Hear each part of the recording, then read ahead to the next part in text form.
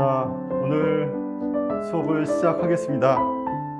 자, 지난 시간까지 덧셈, 뺄셈에 대해서 저희가 공부를 했고요. 오늘은 이제 곱셈, 나눗셈 들어가겠습니다. 아무래도 곱셈이라고 하는 것은 덧셈을 여러 번 한 것을 좀 줄여서 계산해보자, 이런 취지로 시작되어서, 아무래도 구구단처럼 어느 정도 곱셈의 결과를 암기하고 있어야 이 계산이 좀 쉬워집니다.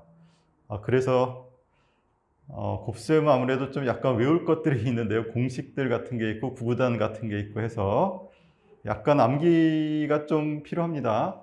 그래서 수학에서는 그 대표적으로 외워줘야 되는 공식들이 몇 가지 있을 수 있는데, 초등학교 2학년 때 이제 구구단이라든가, 그리고 중학교 2, 3학년하고 고1 과정에서 이제 곱셈 공식하고 인수분해 공식, 그리고 근해 공식 같은 것들을 이제 좀 외워야 되죠.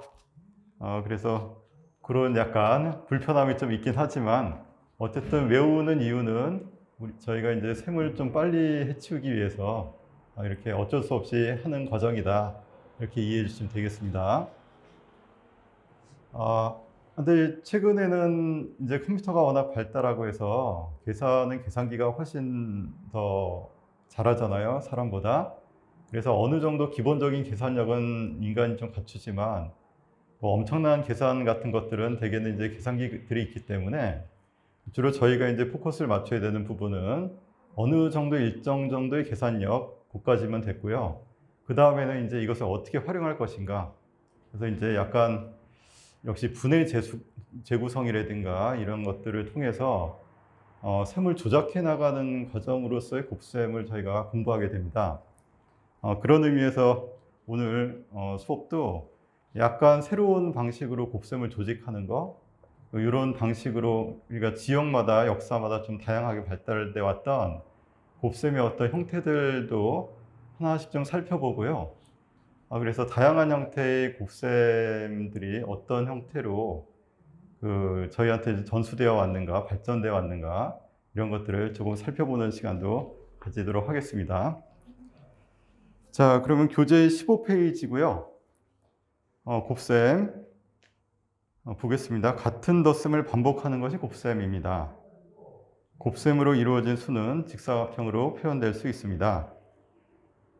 그래서 이거는 예전 고대 그리스의 이제 곱셈을 도형으로 나타내는 어떤 기하학이 발달을 했었는데요. 자, 그거 설명을 잠깐 하는 겁니다. 곱셈을 직사각형으로 표현하는 것은 고대 그리스 수학에서 비롯됐습니다. 자, 그래서 이 직사각형 한 변의 길이가 될 수 있는 수를 약수, 이 묶을 약자를 썼고요. 또는 인수, 까닭 인자라고 불렀는데, 영어로는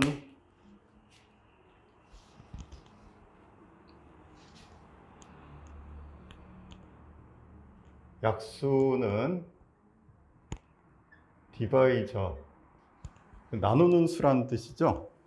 근데 이제 한자로는 묶을 약자를 쓰는데, 이거는 이제 나눌 수 있는 수, 디바이더라고 씁니다. 디바이더. 약수는 이렇게 쓰고, 그 다음에 인수는 팩터라고 영어에서는 씁니다. 저희는 까닭 인자를 한자로는 쓰는데, 이 어원을 보면은 좀 와닿지는 않습니다. 와닿지는 않는데, 어쨌든 약수하고 인수라는 말은 같은 말이라고 보시면 되겠어요. 저희가 이제 용어를 쓸 때마다 이제 곱셈은 소인수 분해, 인수 분해를 한다, 이런 식으로 그때는 인수를 쓰고, 약수는 이제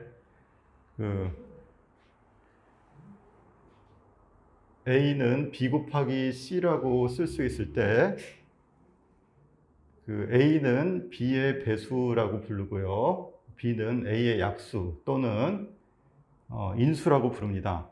그래서 약수, 인수하고 배수는 정의가 아주 간단해요. 이렇게 수식을 이렇게 표현할 수 있을 때 A를 배수라고 정의를 하고, B 또는 C를 약수 또는 인수라고 정의합니다. 그래서 정의는 이겁니다. 약수가 뭐냐, 배수가 뭐냐라고 물어보면은 A는 B, C, A는 B 곱하기 C라고 표현이 되면 A는 B, C의 배수라고 부르는 것이고 B, C는 A의 약수 또는 인수 이렇게 정의를 합니다. 그래서 어떤 수가 곱으로 쪼개질 수 있을 때 우리가 이제 배수, 약수라는 정의를 쓸 수 있다는 거죠.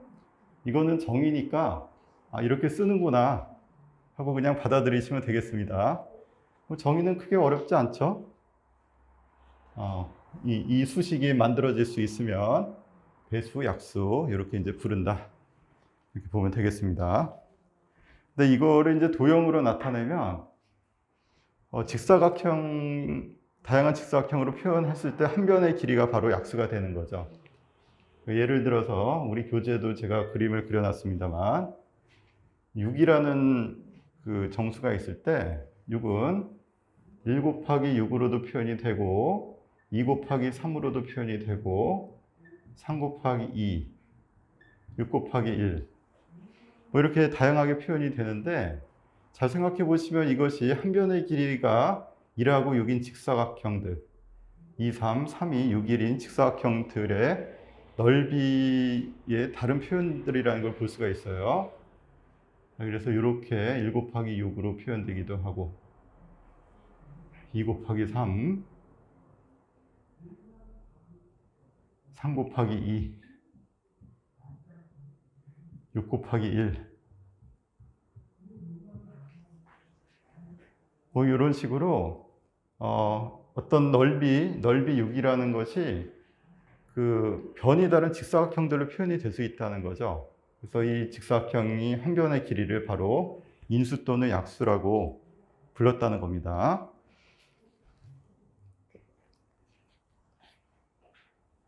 자, 그래서 우리 곱셈은 그 예전 그리스 시대는 이렇게 생각했던 것 같아요.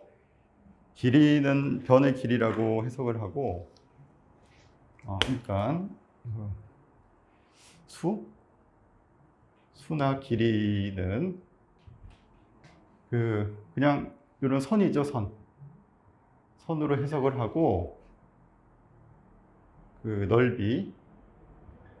넓이는 이와 같이 직사각형으로 이제 표현을 하니까 이거는 곱이죠. 뭐 A 곱하기 B 같이 곱은 넓이로 표현하고 어떤 특정 하나의 길이 같은 것은 선으로 표현했다.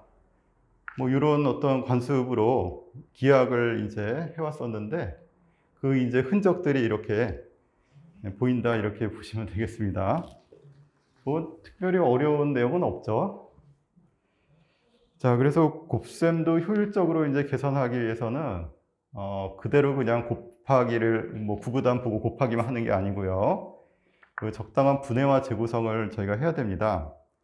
그래서 곱하는 대상을 곱의 순서를 바꾸거나 곱하는 순서를 바꾸는 거, 교환하고 결합 법칙이라는 거 덧셈에서도 소개를 드렸었는데요. 곱셈에도 똑같이 교환 법칙, 결합 법칙이 있습니다. 곱셈 같은 경우도 교환 법칙 바꿔서 곱할 수 있다. A 곱하기 B는 B 곱하기 A랑 똑같다. 하나의 넓이를 나타내는 가로 세로의 길이가 어떻게 되든 간에 이 넓이가 똑같다는 거죠. 교환 법칙이고 그 다음에 결합 법칙 A 곱하기 B 곱하기 C 순서는 그대로 하고 괄호의 순서만 바꿔주는 거죠. 글씨 잘 보이시나요? 오늘 이렇게 글씨가 흐리지?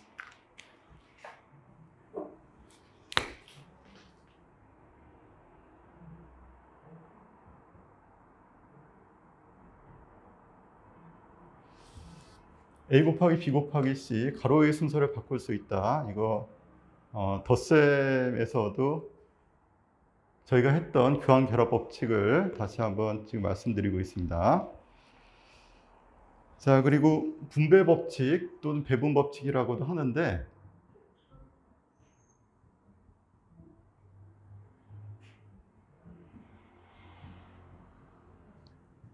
A 곱하기 B 더하기 C는 AB 더하기 AC. 안에 이거 곱셈이 이렇게 분배되는 거. 이거는 다들 알고 계실 거라고 믿습니다. 이 간단한 내용들을 그 아래 제가 이제 모는 종이 같이 이렇게 좀 만들어 놓은 게 있는데, 여기서 한 변의 길이들을 이제 바꿔가면서 이 교환 결합 법칙, 분배 법칙 같은 것들을 저희가 증명해 볼 수 있죠. 그래서 예전에는 이 사각형들의 넓이를 보면서 이건 당연히 성립하는 거다, 이런 식으로 논증을 했기 때문에 기하 논증이죠, 이런 게. 그래서 그거를 좀 보여드리려고 제가 잠깐 여기 모는 종이 형태를 좀 그려봤습니다. 어려운 건 아니고요. 지금 말씀드린 배분 법칙, 교환 법칙 이런 것들, 결합 법칙 이런 것들을 이렇게 모는 종이 위에서 볼 수 있다는 거죠. 간단한 예만 보겠습니다.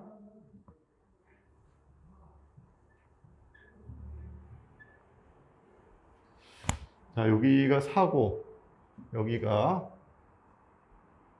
2하고, 여기가 6. 이렇게 할게요.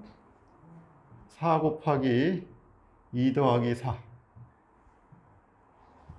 이렇게 돼 있는 건데, 그러니까 4 곱하기 6이죠. 4 곱하기 6은 4 곱하기 2 더하기 4 곱하기 4다.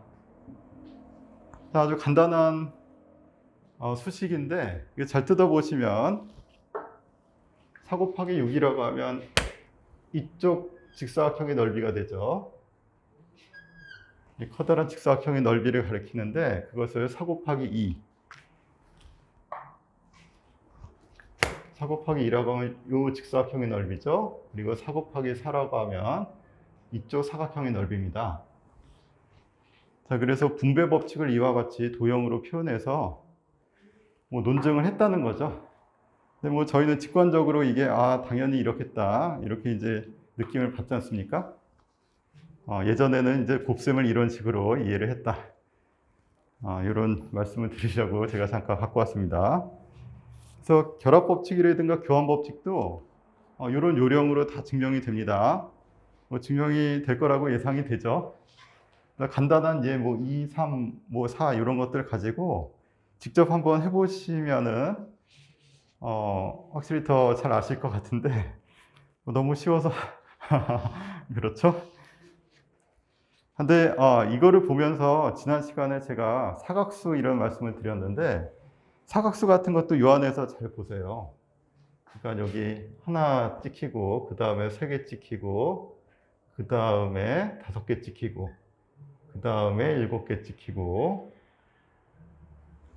그래서 사각수라는 걸 지난 시간에 말씀을 드렸었는데, 이게 모는 종이 형태에서는 바로 보이죠. 1 더하기 3 하면 2의 제곱이고, 그 다음에 5를 더 더하면 3의 제곱, 7을 더 더하면 4의 제곱이 나오는 이런 그림을 여기서도 확인해 볼 수가 있습니다. 그래서 지난 시간에 배웠던 사각수, 홀수들의 합은 완전제곱수가 된다. 홀수들을 몇 개 더했냐? 하나, 둘, 셋, 4개를 더하면 4의 제곱이 된다. 이렇게 이제 이해를 할 수 있다는 거죠. 지난 시간 복습입니다, 이거. 1 더하기 3 더하기 5 더하기 7. 홀수를 4개를 더하면은 4의 제곱이 됐었죠? 그러면 1 더하기 3 더하기 5 더하기 7 더하기 땡땡땡에서 2n 빼기 1. 이 몇 개를 더한 거였습니까, 이게?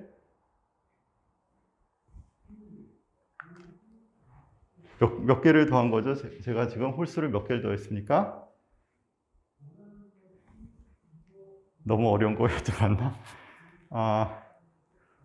혹시 심지영 선생님, 혹시 요거 몇 개인지 말씀해 주실 수 있을까요?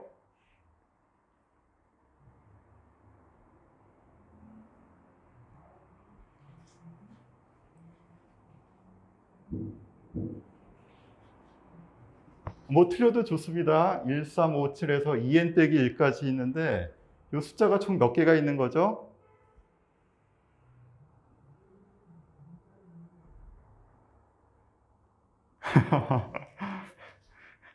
대답하기 좀 힘드시면은 그냥 확 느낌대로 한번 찍어 보시죠. 여기다가 2를 더 더하면은 2가 되고 얘는 4가 되고 6이 되고 8이 되겠죠? 이거는 2n이 됩니다. 그죠? 이렇게 여기다 2를 더하면 2를 더하면 2를 더하면 2를 더하면 2를 더하면 이렇게 바뀌는데, 그럼 얘가 몇 개입니까? 2, 4, 6, 8, 2 곱하기 1, 2 곱하기 2 곱하기 3, 2 곱하기 4, 2 곱하기 n이니까 총 몇 개? n개가 되는 거죠. 아, 오늘 이것도 그렇습니다. 실은 수학이 좀 이게 뭔가 좀 어려워지는 순간이 어떤 거냐면요. 숫자로 돼 있을 때는 다들 잘하세요, 이거. 숫자로 잘하시는데, 갑자기 n이라는 것만 나오기만 하면 갑자기 머리가 띵해집니다. 이게 문자를 쓰기 시작하는 건데요. 뭐 공자가 문자를 쓴다 이런 개념이 아니고, 수학에서는 이렇게 알파벳 문자를 딱 쓰는 순간 저게 좀 가슴에 와닿지 않잖아요. 그래서 굉장히 어렵게 느끼거든요, 갑자기.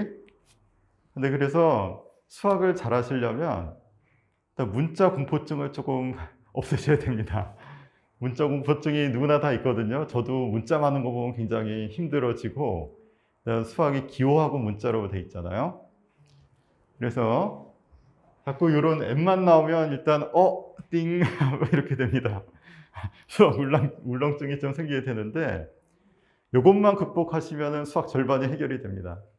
대부분 수학이 문자, 수식으로 구성되어 있기 때문에 문자가 두려워지지 않아지는 순간이 되면요, 수학이 잘 풀리기 시작하거든요. 처음에 그거 좀 잘 극복해 나가시길 바라겠습니다. 잘 보시면서 어떤 그 특징이 있나 이런 거를 좀 간파를 하셔야 되는데, 지금 1, 3, 5, 7, 2n 빼기 1은 말씀드린 대로 이거를 2로 대응을 시켜요. 더하기 1로. 3은 4로 대응시키고 5를 6, 7을 8, 2n 빼기 1은 2n으로 대응이 되잖아요. 1을 2씩 더하면 더하기 1을 통해서 이렇게 대응을 시키고 나면은 여기는 2 곱하기 1이고 여기는 2 곱하기 2, 얘는 2 곱하기 3, 여기는 2 곱하기 4였고 2 곱하기 n이니까 1, 2, 3, 4, n까지 나온다는 얘기잖아요.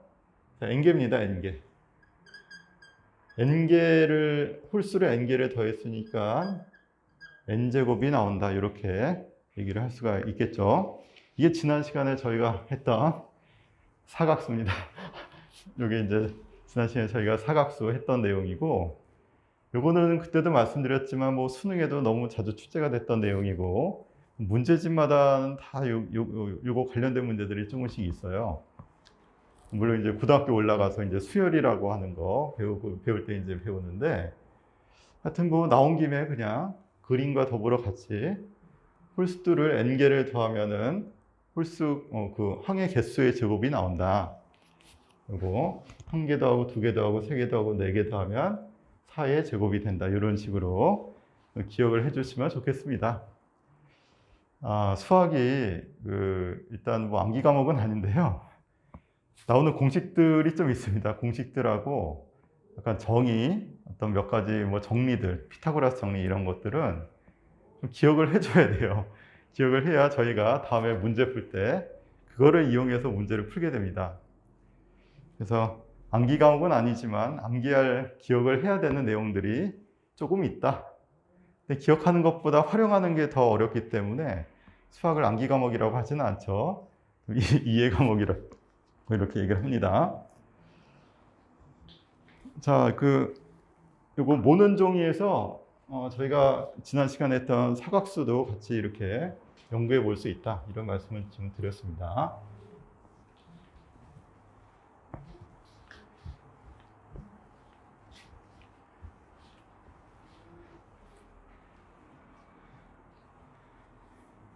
하여튼 심지영 선생님 죄송합니다. 갑자기 제가 질문 드려서 당황하셨죠. 제가 수업을 열심히 듣고 있나 체크하기 위해서 가끔 이렇게 갑자기 질문을 할 때가 있겠습니다. 자, 그럼 다음 페이지로 가겠습니다. 예, 16페이지고요. 12번 다음을 계산해 보세요인데 12번은 뭐 좀 쉬우니까 한번 해보시죠.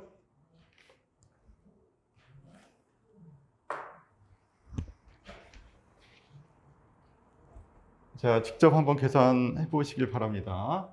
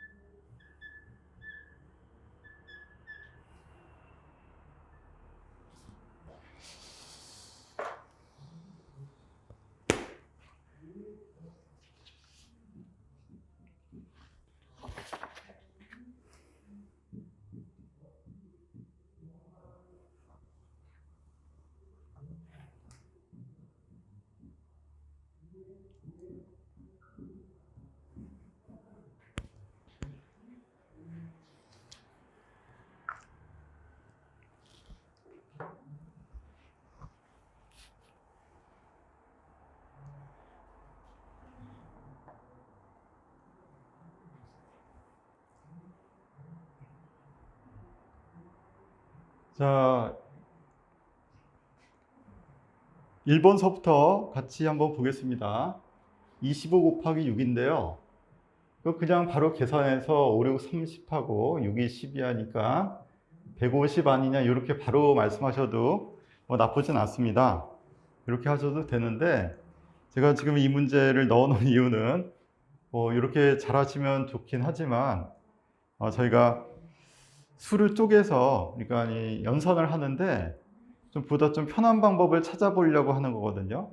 그러니까 수를 분해하고 재구성하는 거 그거 연습하려고 하는 거라서 이렇게 푸셔도 좋은데요. 이것을 6을 2 곱하기 3으로 쪼개는 거 이런 생각을 해보겠습니다. 그럼 25 곱하기 2 곱하기 3인데요. 결합법칙을 써서 25하고 2를 먼저 계산하는 거예요. 그럼 50 곱하기 3이니까 150이란 거 금방 알 수 있죠. 그래서 수를 이런 것을 이제 소인수분해라고 하지 않습니까? 이렇게 수들의 곱으로 쪼개가지고 계산하기 편하게 순서, 곱하는 순서를 바꿔치기 함으로써 계산 순서를 좀 편하게 하려는 거죠. 뭐 이런 아이디어들을 좀 활용해 볼 수 있지 않을까? 이런 문제입니다. 그 다음 2번 75 곱하기 16도 마찬가지겠죠? 여기는 3 곱하기 20으로 쪼개질 것이고 얘는 4 곱하기 4로 쪼개지는데요. 자, 25 곱하기 4가 혹시 100이라는 거 알고 계십니까? 25 곱하기 4가 100이거든요. 그러면 100에다가 3, 4, 11을 곱한 것이니까 1200 이렇게 이제 계산이 되는 거죠. 물론 이거 계산 빠르신 분들은 75에다 16을 그냥 곱해서 바로 계산할 수도 있는데 그것도 나쁘진 않습니다. 정답이 있는 게 아니고요. 곱셈을 할 때 이렇게 좀 변형을 해서 계산을 좀 쉽게 할 수 있지 않을까 이런 취지로 지금 연습을 하는 겁니다. 자, 그 다음에 3번도 그렇다면 64. 64는 4 곱하기 4 곱하기 4죠? 그리고 125, 5 곱하기 5 곱하기 5죠? 요거 쪼개는 것도 어렵다. 요거 쪼개는 것도 좀 쉽지 않을 수 있는데, 자, 5, 4는 20입니다. 20을 3개를 곱해라고 한 거니까 8000이 나오겠네요. 그렇죠? 4가 3개, 5가 3개니까 딱 쪼개서 이렇게 8000 이렇게 얘기해 줄 수 있겠습니다. 725, 32. 그럼 32는 2가 5개 곱해진 거죠. 2 곱하기 4 곱하기 4라고 일단 놓겠습니다. 725는 뭐죠? 그러니까 5가 있어 보이는데, 그죠? 5 곱하기 얼마입니까? 100? 어렵다. 725에 5가 몇 개 있는지 한번 나눠보겠습니다. 하나 들어있고요. 5, 1은 5 하고 20이니까 4, 145네요. 그럼 145 안에 5가 또 몇 개 있을까요? 5는 29개 이렇게 있네요. 그러면 5 곱하기 5 곱하기 29 이렇게 이제 뜯어지네요. 이게 뜯는 게 더 어렵다. 그냥 곱하는 게 더 쉬울 수도 있겠습니다. 근데 이렇게 이제 뜯어 놓고 나서 계산하는데 5랑 2를 곱하면 10이 나오니까 5 두 개가 나오고 이것도 2로 고칠게요. 그러면 2 곱하기 2로 뜯으면 5, 5, 2 합쳐서 100이 나오고요. 그 다음에 29 곱하기 그 다음에 요거죠. 8이죠. 곱하기 100 이렇게 중간에 잠깐 쪼개지고요. 29 곱하기 8을 바로 계산해도 되는데요. 30 빼기 1로 또 쪼갤게요. 이렇게 뭐 이렇게 안 해도 됩니다. 제가 쪼개는 연습을 한번 해보려고 이 수는 이렇게도 또 바꿔볼 수가 있다. 곱셈을 할 때도 저희가 그냥 고지고대로 계산하는 게 아니고 나름대로 저희가 좀 쪼개서 여기 붙였다가 저기 붙였다가 해보려고 그거 연습하려고 지금 하는 겁니다. 그래서 29는 다시 30 빼기 1로 고쳤어요. 자, 그러면 이거 38, 24 땡땡땡이죠. 그리고 빼기 800 이렇게 된 거니까 23,200 이렇게 이제 구할 수 있겠네요. 그냥 곱하는 게 더 낫을지도 모르겠는데 제 생각에 이렇게 쪼개서 수를 좀 뜯어서 보는 눈 이런 것들을 이제 평소에도 수를 볼 때마다 저거 그냥 시키는 대로 계산해야지가 아니고 내가 계산하기 편하도록 수를 바꿔 나가겠다 이런 어떤 생각이 있는 거니까 그런 마음으로 좀 고쳐보시기 바랍니다. 그 다음에 5번인데요. 125하고 250인데 250은 125 곱하기 2라는 게 바로 좀 보이시나요? 250 이렇게 바꾸고 나면 250에 분배 법칙으로 거꾸로 묶어줄 수 있거든요. 98개하고 두 개를 합쳐서 125가 지금 100개가 있는 상황이고요. 거기다가 16을 곱하라는 문제로 바뀝니다. 그죠? 여기 98하고 250이 125 곱하기 2니까 두 개 합쳐서 125 곱하기 100으로 바뀌거든요. 이렇게 이제 바꾸고 나면 여기도 125는 아까 5 곱하기 5 곱하기 5였잖아요. 여기 16은 2 곱하기 2 곱하기 2 곱하기 2니까 2가 4개가 있는 거죠. 그럼 5 하나랑 2 하나 묶어주면은 10이 되니까 이거 3개 딱 묶어줄 수가 있죠. 그래서 2 하나 나오고요. 0 3개 붙고 0 2개 더 붙으니까 0 3개, 0 2개. 20만? 이렇게 이제 얘기해 주면 되겠습니다. 그래서 이것도 그냥 여기서 바로 곱셈하셔도 되는데 이렇게 뜯어 놓고 나면 실제로 계산을 많이 안 해도 될 수도 있다. 그런 수들일 수도 있다. 이렇게 수를 볼 때마다 좀 생각해 보시길 바랍니다.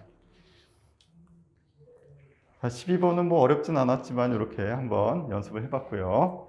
자, 그 다음 13번인데요. 규칙성을 찾아보라고 했습니다. 한번 좀 보시죠. 1분 정도 드릴 테니까 1번, 2번, 3번에 무슨 규칙이 있나? 이렇게 한번 살펴보시길 바랍니다.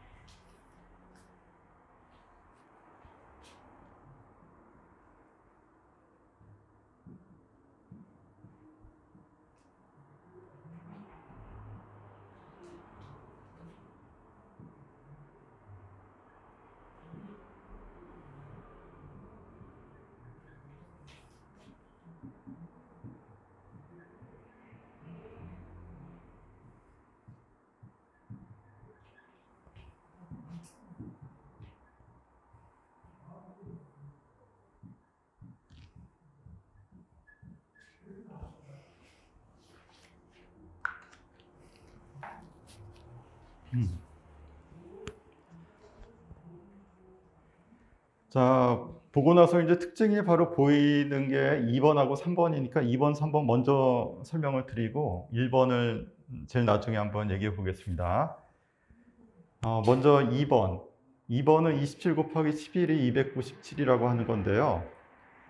이거는 딱 보니까 느낌이 오지 않습니까? 11이니까 27 적어 놓고 더했구나. 그죠? 27 적어 놓고 297 이렇게 이제 바꿨구나. 이게 보이시죠? 얘도 31 해놓고 더했구나. 보이시고요. 얘는 100일이니까 30일에다 100 곱해서 이거 나오고 1에다가 31 곱해서 이거 나온 거 그냥 더해버렸구나. 30일에 1000 곱하면 31,000 나오고 1 곱하면 30일 나오니까 그냥 더했구나가 바로 보입니다. 그래서 뭐 10일 종류, 10일이나 100일, 1000일 같은 것들은 거의 암산 수준에서 두 개를 자리를 바꿔가지고 그냥 더해버리면 되는구나. 이런 특징이 보입니다. 너무 쉬웠죠? 자, 이번 특징은 뭐 다들 금방 알아보셨을 것 같고, 이거는 이제 지우도록 하겠습니다. 자, 3번 특징입니다. 이번에는 9, 999, 9999 이런 것들을 곱하는 건데요. 자, 계산하려고 하니까 9가 좀 부담스러우시죠? 그래서 어떤 생각이 듭니까? 혹시 어떤 생각이 드신 게 있나요?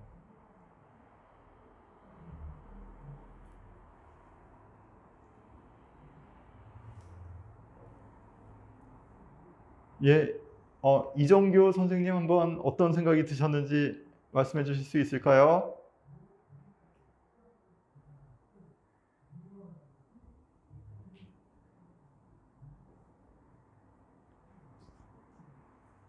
소리가 안 들리는데? 말씀하기 좀 어려운 상황이신가요?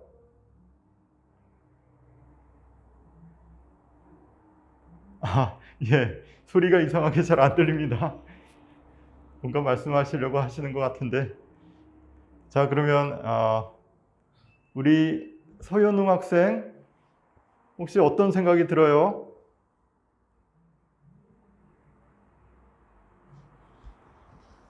왜 이렇게 다들 소리가 안 나오실까요?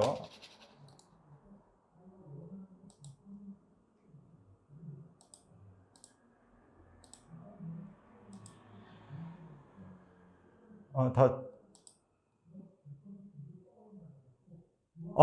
저만 못 듣고 있는 거군요. 이럴 수가. 왜 저만 못 듣고 있을까요, 지금? 스피커가 없나? 가만히 있자, 이건가?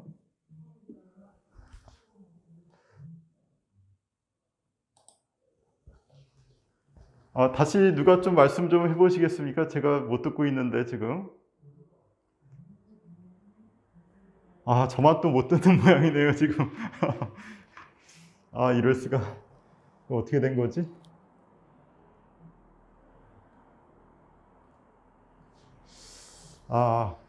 안타깝습니다. 제가 지금 좀 저만 못 듣고 있는 것 같아요. 지금 스피커가 뭐가 문제가.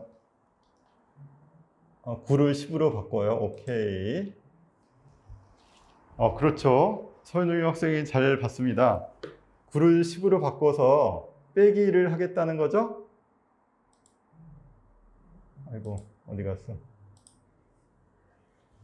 예.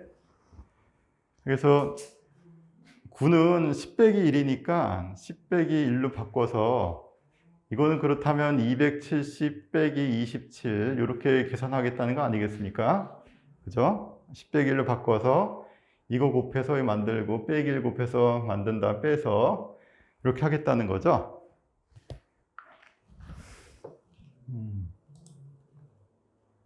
예. 아유, 잘했습니다. 자, 여기도 마찬가지죠? 100 빼기 1로 딱 하고 싶은 생각이 들잖아요. 그래서 2700 빼기 27 이렇게 해서 이게 또 나온 거죠. 여기도 마찬가지죠. 1000 빼기 1로 계산하시면 되고요. 27000에서 27 뺀 거고요. 이것은 만을 곱한 거에서 1 빼기로 해서 27만에서 27을 뺀 겁니다. 이것도 이제 금방 보이시죠? 9 곱한 것도 이렇게 처리하면 되겠다는 게 바로 보입니다. 자, 그래서 2번, 3번은 그 특징이 바로 보이는 이런 꼴인데 1번은 약간 좀 생각을 해보셔야겠죠? 무슨 특징이 있나? 일단 이 곱셈은 가장 기본적으로 그 아래 제가 곱셈 공식이라고 해놓은 거에 따라서 계산들을 많이 해요. 그래서 제가 간단하게 말씀을 드리면 일단 두 자릿수 곱셈입니다. 특히 두 자릿수 곱셈할 때는 이거 곱셈을 하고 이거 곱셈을 하고 x자로 곱해서 더한다. 이것이 가장 기본입니다. 저희는 그냥 2, 4, 6 곱해가지고 올림 받아가지고 두 줄 적고 더하는 게 기본이잖아요. 그렇게 해도 되는데 두 자릿수는 특히 앞에 두 개 곱해서 적어요. 그럼 4가 적히고 뒤에 두 개 곱해서 적으면 24가 적히죠. 그리고 x자로 곱해서 더합니다. 그러면 2 곱하기 20 곱하기 10이 되죠. 20 곱하기 6하고 20 곱하기 4니까 20 곱하기 10이 돼서 얼마입니까? 200이 나오는 거죠. 이렇게 적히니까 결국 합쳐서 624. 암산 어떻게 했는지 아시겠죠? 2 곱하기 2에서 4 적고 4 곱하기 6해서 24 적고 x자로 곱해서 6, 2, 12, 2, 4, 8이니까 20 나오잖아요. 거기다 10 하나 붙여서 200 이쪽 자리에다 쓴 겁니다. 그래서 합쳐서 624. 요게 가장 기본입니다. 요게 기본인데 요거 말고 또 다른 방법으로도 한 번 더 해볼게요. 자, 지금 앞자리수가 똑같잖아요. 앞자리수 똑같으면은 기역자로 곱셈을 합니다. 이게 무슨 말인가 하면 이 기역자로 더해요. 그럼 30이 됐죠. 30에다 2를 곱합니다. 그러면 600이 나오겠죠. 그 다음에 요거 두 개 곱한 거 24를 적습니다. 기역자 곱셈이라고 해요. 이거는 그 앞자리 같을 때만 쓸 수 있습니다. 기역자 곱셈 앞자리 같을 쓸 수 있고 방금 전에 했던 이거 x자 곱하기 이거를 흔히 x자 곱하기라고 부르는데 이 x자 곱은 임의의 두 자릿수에 대해서 일반적으로 다 쓸 수 있는 방법이죠. 그래서 그것을 기본으로 저희가 곱셈을 할 거고요. 왜 그런지 이제 설명을 해드리겠습니다. 그거는 옆에 있는 거 먼저 한 번 더 보고요. 계산해 볼게요. x자 곱하기로 생각하면은 요거 곱하기 요거 900이죠. 적고 8이 16 적고요. 그 다음에 x자 곱한 거 3에다가 10 더한 거니까 300이 나오겠죠. 더해서 1216이 되는 겁니다. 제가 암산을 조금 빨리 했죠. 자, 이렇게 이제 얘기를 할 수가 있는데,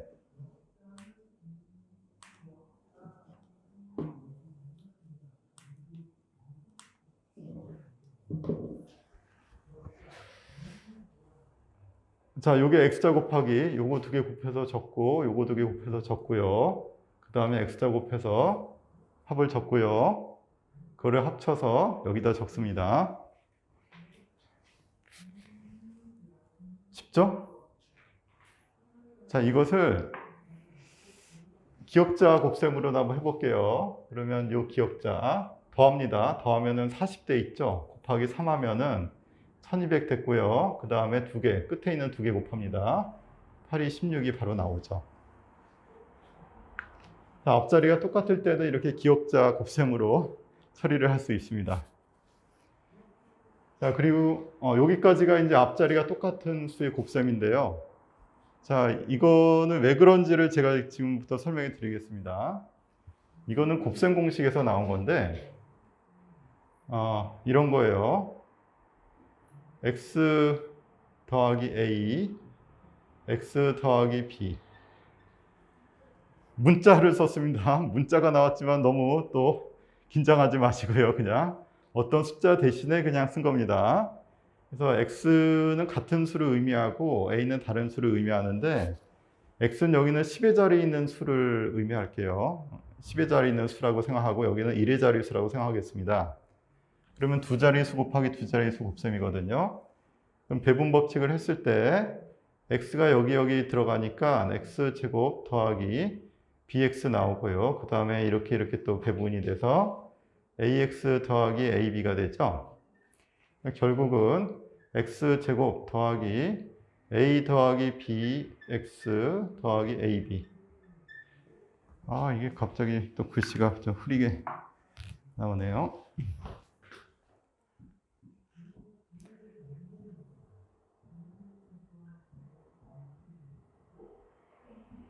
자, 요걸 곱셈 공식 중 하나 아니겠습니까? 이게 곱셈 공식 중 하나가 되는데,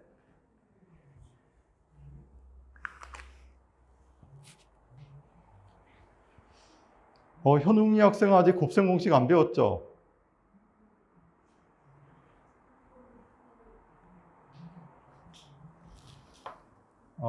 이게 좀 들리질 않으니 채팅창으로 답변 바랍니다. 그 곱셈 공식 아직 안 배웠죠?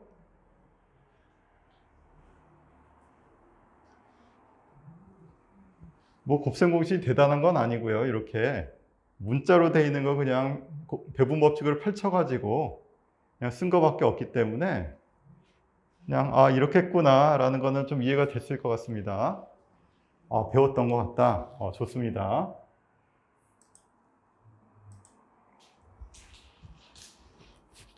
자, 그럼 어쨌든 오랜만에 보신 분들은 옛 기억을 좀 떠올려 주시고, 근데 천천히 생각하시면 돼요. 그냥 곱하는 거니까 배분 법칙으로 몽땅 다 나열해서 그냥 더한 겁니다. 그래서 이렇게 이제 쓸 수 있겠고, 요거를 이용해서 지금 저희가 하고 있는 거거든요. 잘 보시면은 x자 곱하기라고 하는 것은 뭐냐? 얘네들끼리 곱한 거는 바로 x제곱이 있죠. 얘네들끼리 곱한 거. 그리고 얘네들끼리 곱한 거. 그거는 ab죠. 요거는 앞에 있는 거 두 개 곱한 거고, 요거는 뒤에 있는 거 두 개 곱한 거고, x자로 곱한 거. x 곱하기 b, x 곱하기 a니까 x 곱하기 a 더하기 b. 이게 x자 부분이죠. 이게 바로 x자 곱입니다. 그래서 그냥 곱셈 공식이라고 알려져 있는 내용을 그냥 그대로 한 거예요, 여기. 이거 곱해서 적고, 곱해서 적고, x자 곱해서 더해서 적고, 죄다 더해서 답을 낸다. 요거를 지금 한 거죠. 자, 그리고 기역자 곱이라고 하는 것도 설명을 드리겠습니다. 기역자 곱은 잘 보시면은 이렇게 더한 다음에 곱했다고 돼 있잖아요. 근데 이제 이 식에서, 여기 식에서 이렇게 바꿔볼게요. 그러니까 x로 다 묶어버릴 수가 있죠. 배분 법칙으로. x 더하기 a 더하기 b가 됩니다. 자, 이렇게 표현할 수가 있겠죠.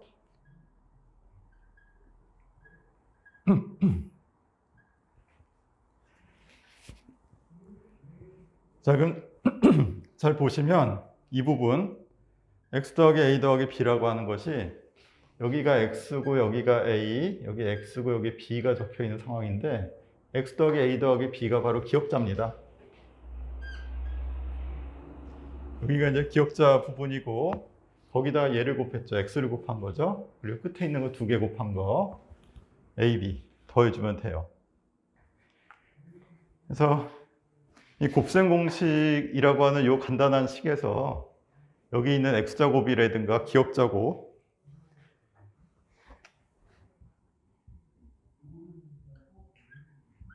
이 두 가지를 제가 지금 설명을 드린 겁니다.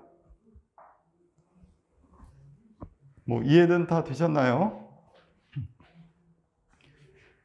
큰 것끼리 곱하고 작은 것끼리 곱하고 x자 더하거나 또는 기억자로 더한 다음에 큰 거 곱하고 끝에 있는 거 1의 자리에서 2개 곱하고 자, 이런 방식으로 계산을 할 수가 있는데 뭐 얘는 좀 약간 한정적이죠. 앞에 있는 게 똑같은 수가 나올 때만 기억자를 쓸 수 있고 똑같은 게 아니더라도 x제곱이라고 하는 거는 이렇게 달라진 상황에서도 다 쓸 수 있죠. 그래서 저희는 기본적으로 이 x제곱이라고 하는 거 여기 이제 곱셈 공식 그리고 이런 두 자릿수 곱의 가장 기본기로 저희가 삼겠습니다. 앞으로 x제곱 뭐 아시던 대로 그냥 곱셈해가지고 받아 올림해서 또 적어서 2개 적어서 더해도 돼요. 그것도 좋은 곱셈법입니다. 근데 저희가 지금 하려고 하는 거는 이게 소위 얘기하는 인도 배다 수학에서 곱셈을 썼던 방법이에요. 그래서 인도 곱셈법, 뭐 배다 수학이라고 몇 년 전에 한창 또 유행을 했지 않습니까? 그 방법을 제가 잠깐 좀 소개시켜 드리려고 결국은 이 곱셈 공식에서 다 나왔다. 뭐 전혀 새롭거나 놀라운 게 아니고 요거를 하는 건데 조금 신기해 보이는 거죠. 뭐 원리를 모르는 사람들은 야 저렇게 하니까 뭐가 나온다. 뭐 대단한 무슨 마법이 있는 모양이다 이렇게 생각하기 쉬운데 전혀 그런 거 없고요. 그냥 이 곱셈 공식을 적당히 이제 묶어서 빨리 묶어서 그냥 처리를 했다. 암산을 약간 보태서 했다. 이렇게 보시면 되겠습니다. 그래서 앞에 두 개는 기억자곱하고 x자곱 두 가지로 제가 설명을 할 수가 있겠고요. 뒤에 있는 거는 그냥 x자곱만 돼요. 기억자곱은 안 되죠. 앞에 있는 수가 완전히 똑같지 않기 때문에 이제 뒤에 있는 수가 똑같은 거죠. 이번엔. 일종의 이것도 뒤집어서 기억자 곱이라고 생각해 볼 수도 있는데 어쨌든 그냥 x제곱으로 처리하시는 게 좋습니다. 이런 거는.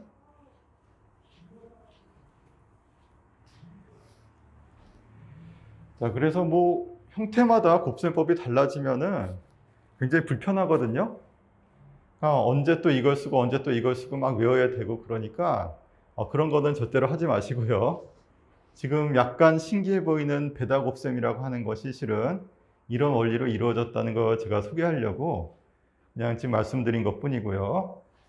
제 생각에는 요거 하나만 잘 이용해 주시면은 이거는 두 자리에서 어떤 경우에도 다 되거든요. 얘는 이제 앞자리수가 같을 때만 쓸 수 있는 거니까 안 되고 요 정도는 좀 기억해 두시는 게 좀 곱셈할 때는 편하지 않나 이렇게 생각이 됩니다. 자, 그래서 x제곱으로 이것도 다시 한번 보면은 요거 두 개 곱해서 16 적고요. 요거 두 개 곱해서 1 적고요. x제곱해서 더해주면 100 나오니까 요거 적어서 이렇게 된 겁니다. 됐죠? 그다음 옆에 있는 것 또 한번 해볼게요. x제곱 73, 21 적고요. 99, 81 적습니다. x자로 곱해서 더해요. 그러면 900 나오죠? 더해주면은 이렇게 바뀌는 겁니다.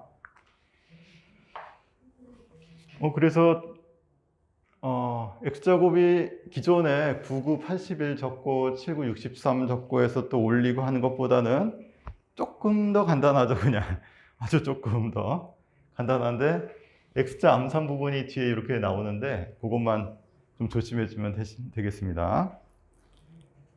뭐 다 큰 무리 없이 이해는 다 되셨죠? 혹시 뭐 이해가 안 되거나 이상한 거 있으면 바로 질문 주시고요.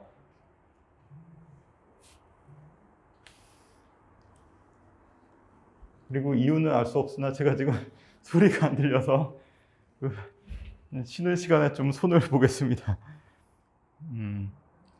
자, 그래서 규칙성을 이렇게 좀 찾아보는 의미에서 어떤 특징에 따라서 곱셈이 이렇게 좀 간단해질 수도 있구나, 이런 걸 한번 찾아보는 시간이었고요. 그 아래 곱셈 공식 다시 한번 제가 좀 정리를 해보겠습니다. 4가지 적어놨는데요. 이 정도는 오늘 좀 외우고 가시는 게 좋지 않나.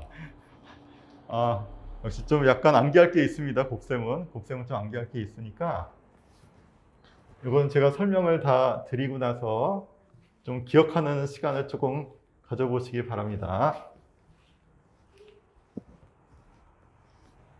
자, 곱셈 공식입니다.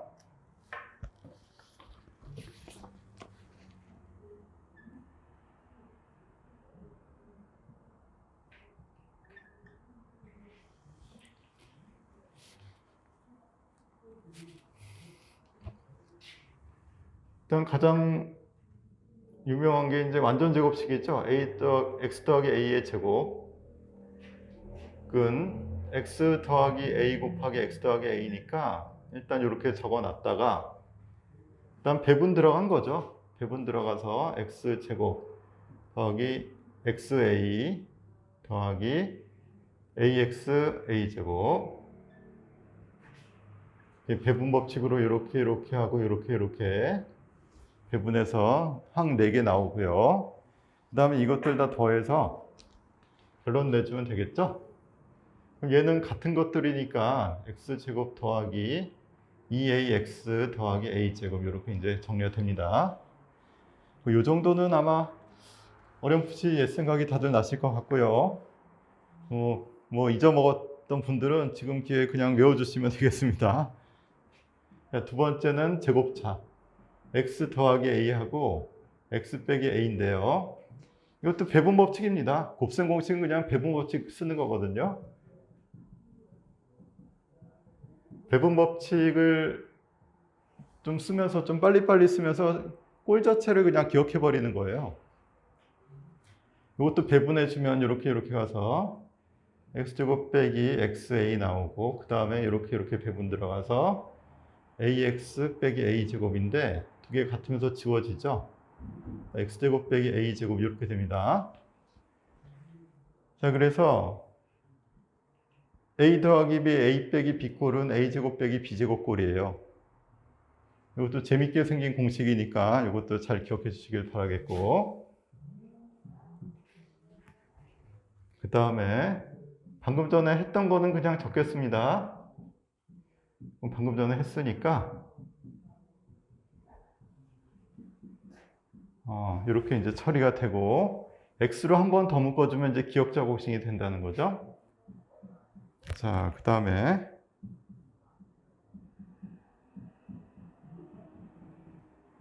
자, 이것도 배분 법칙 그냥 써주면 되니까 이렇게 갑니다. 그러면 acx 제곱 더하기 bd 먼저 적고요. 그 다음에 x자로 곱한 거 ad 더하기 bc x, 이렇게 쓸 수 있으니까 이게 x자 공식이었죠. 얘 암산해서 적어주고, 얘네들끼리 곱한 거 적고, 얘네들끼리 곱한 거 적고. 자, 근데 뭐 배분 법칙만 쓰면 되기 때문에 뭐 전혀 새로운 공식이나 뭐 놀라운 이런 건 없고요. 다만 이제 꼴을 봤을 때 요거는 저희가 많이 쓸 겁니다. 앞으로도 좀 많이 쓸 거니까 그냥 공식으로 잘 기억해 주시고, 나머지는 요것도 많이 쓰죠. 완전 제곱식, 이거 완전 제곱식이라고 하는데 이렇게 되는 거, 이것도 많이 쓰고, 3번, 4번이야말로 그냥 배분 법칙 쓴 거랑 똑같은 거니까 그냥 뭐 당연하다 이렇게 보시면서 그냥 억지로 이런 거 외우려고 하지 마시고 그냥 배분 법칙입니다. 배분 법칙. 배분 법칙을 좀 빨리 하면 돼요. 4번 같은 경우는. 그렇게 이제 기억해 주시면 되겠습니다. 자, 그러면 그 16페이지에 14번 문제가 있는데 그거 하고 나서 저희 약 5분 정도 쉬었다가 하겠습니다. 14번 문제 지금 한번 해보시죠. 한 3가지 이상의 방법으로 한번 풀어보세요.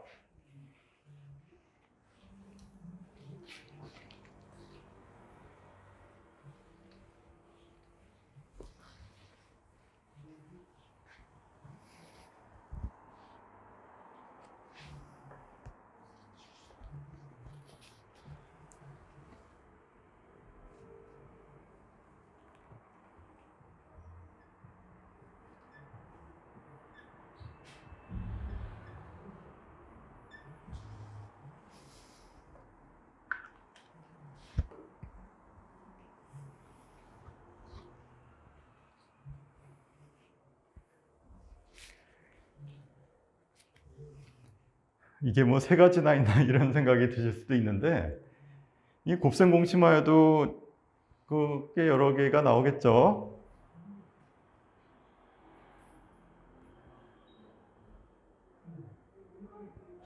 자, 지금 각자 한번 해보세요. 세 가지 이상의 방법으로 한번 풀어보시기 바랍니다.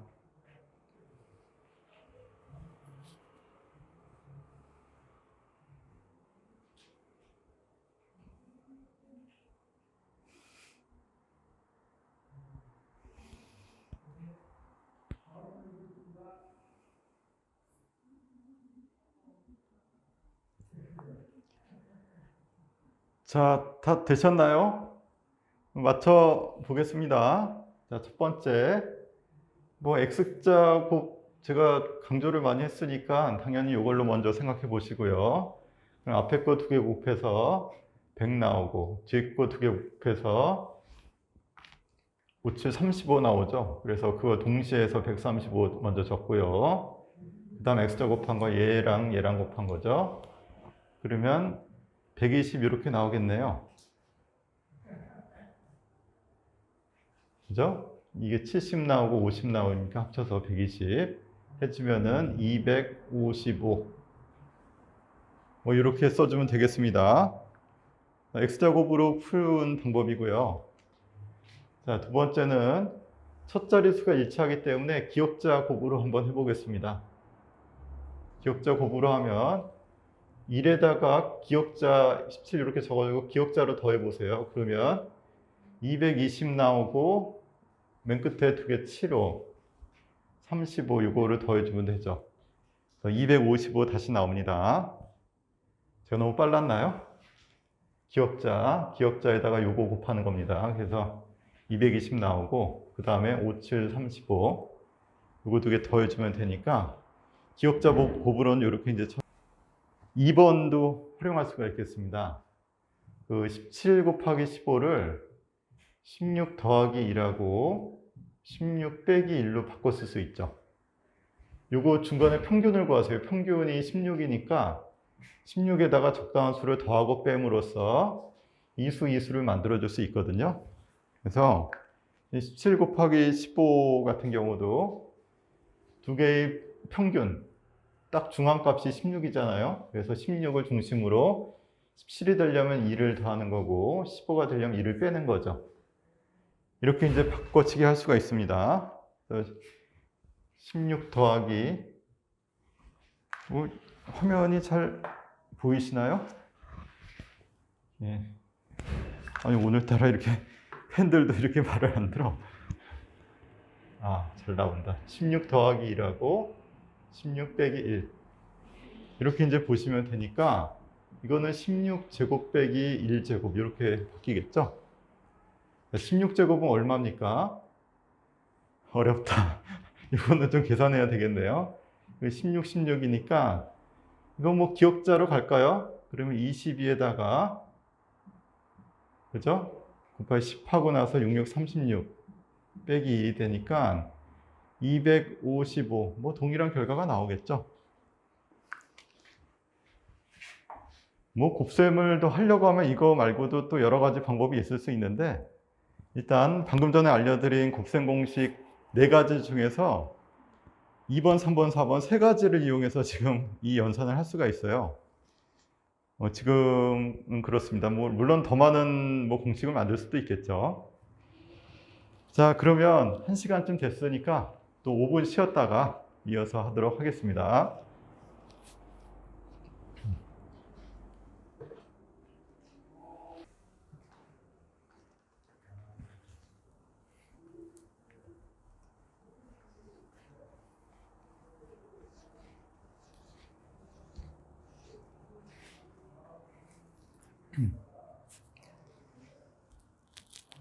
자, 그러면 다시 수업을 시작하도록 하겠습니다. 자, 17페이지로 넘어가겠습니다. 자, 이제 소리가 저도 들리는 것 같습니다. 자, 17페이지. 예. 자, 15번입니다. 다음은 어떤 곱셈을 의미할까요? 뭐 저기 줄 몇 개 그어놨는데 이게 곱셈이라는 생각이 일단 안 드실 수도 있겠습니다. 이것도 옛날 사람들이 곱셈을 할 때 실 가지고 곱셈을 했다고 해요.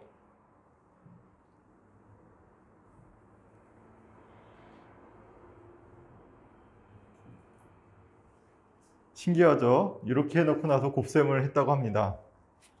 도대체 어떤 곱셈이었을까요, 이게? 자, 뭐 결론만 말씀드리자면 하나가 있죠. 두 개가 있죠. 세 개가 있습니다. 그리고 두 줄이 있고 세 줄이 있죠. 123 곱하기 23. 좋습니다. 123 곱하기 23일 것이다. 그러니까 순서를 잘 정해야 돼요. 이 아래에서부터 위로 가냐 라고 만약 순서를 잡았으면은 여기도 아래에서부터 위로 가야 되잖아요. 123 곱하기 32가 아닐까요?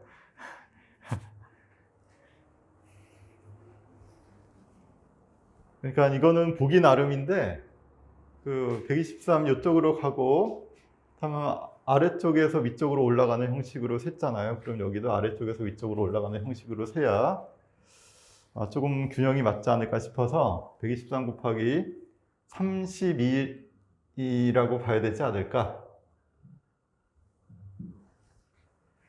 또는 이렇게 볼 수도 있겠죠. 이렇게 생긴 것을 곱이라고 볼 수도 있잖아요. 그죠? 그래서 321 곱하기 23? 하여튼 뭐 요것 중 하나가 아니었을까? 아니면은 뭐 가로 세로 보는 방법을 뭐 자기 마음대로 할 수도 있으니까 애초처럼 123 곱하기 23이라고 볼 수도 있죠.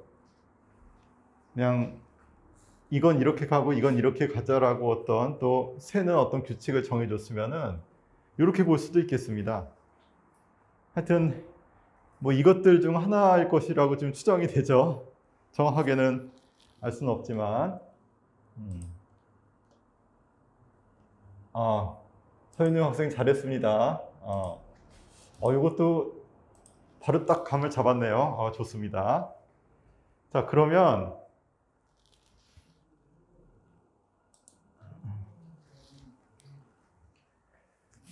결과도 알 수 있을까요? 예를 들어 예로 했다. 123 곱하기 23으로 우리가 읽었다. 하게 되면 결과도 알 수 있을까요? 뭐 세 개 중 하나일 것이라고 지금 추정이 되는데 요거는 아니었다고 치고요. 이렇게 해석했다고 하겠습니다. 123 곱하기 23이라고 해석을 했다.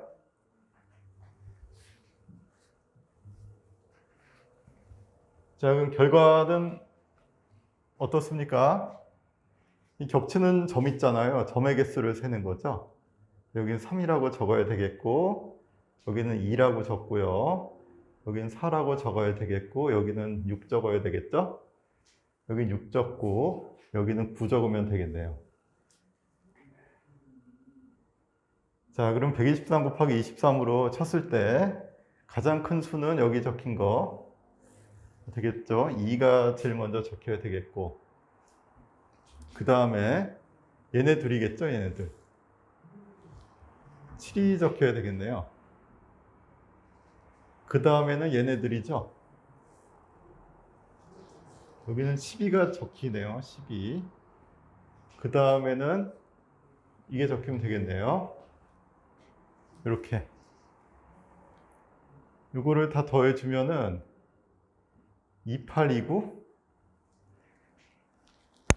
이렇게 얘기를 해주면 되겠네요. 그래서 이거 보시면 알겠지만 굉장히 신기하죠? 예전엔 구구단을 외우지 않고 그냥 실 몇 개 딱 걸쳐가지고 곱셈을 했던 겁니다. 이런 방법도 있습니다.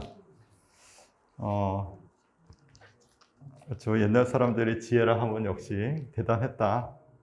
일종의 곱셈 기계를 만든 거죠. 실 가지고. 신기합니다. 뭐 이렇게 이제 볼 수도 있고,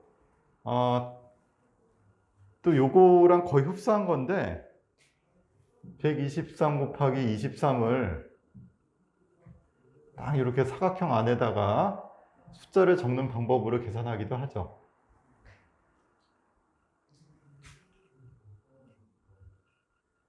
자, 이렇게. 그래서 1 곱하기 2는 2 적고요. 2 곱하기 2, 4 적고, 1 곱하기 3 적고요. 2 곱하기 3, 6 적고요. 그 다음에 3 곱하기, 어디 갔어? 3 곱하기 6 여기다 적고요. 그 다음에 3 곱하기 3 여기다 적는 거죠. 어떻게 했는지 아시겠죠? 직사각형 만들어 놓고 뜯어가지고 하나씩 곱한 거를 그 순서대로 적어 놓은 겁니다. 그리고 나서 대각선으로 합을 하는 거죠. 그러면 보시다시피 여기는 9 나오고, 여기는 12 나오고, 여기는 7 나오고, 여기는 2 나오죠. 2829. 이렇게 각 자리로 뜯어가지고 곱셈을 따로따로 전개한 다음에 같은 자리에 있는 수끼리는 이제 대각선으로 더하도록 이렇게 이제 나타내서 곱셈을 하기도 했다고 합니다. 뭐 얘랑 거의 똑같은 방법이죠. 뭐 이런 곱셈도 있었다고 하고요. 그 다음에 이번에 그리스로 가보겠습니다. 고대 그리스 곱셈 공식을 만들었던 그림이 16번에 나와 있습니다.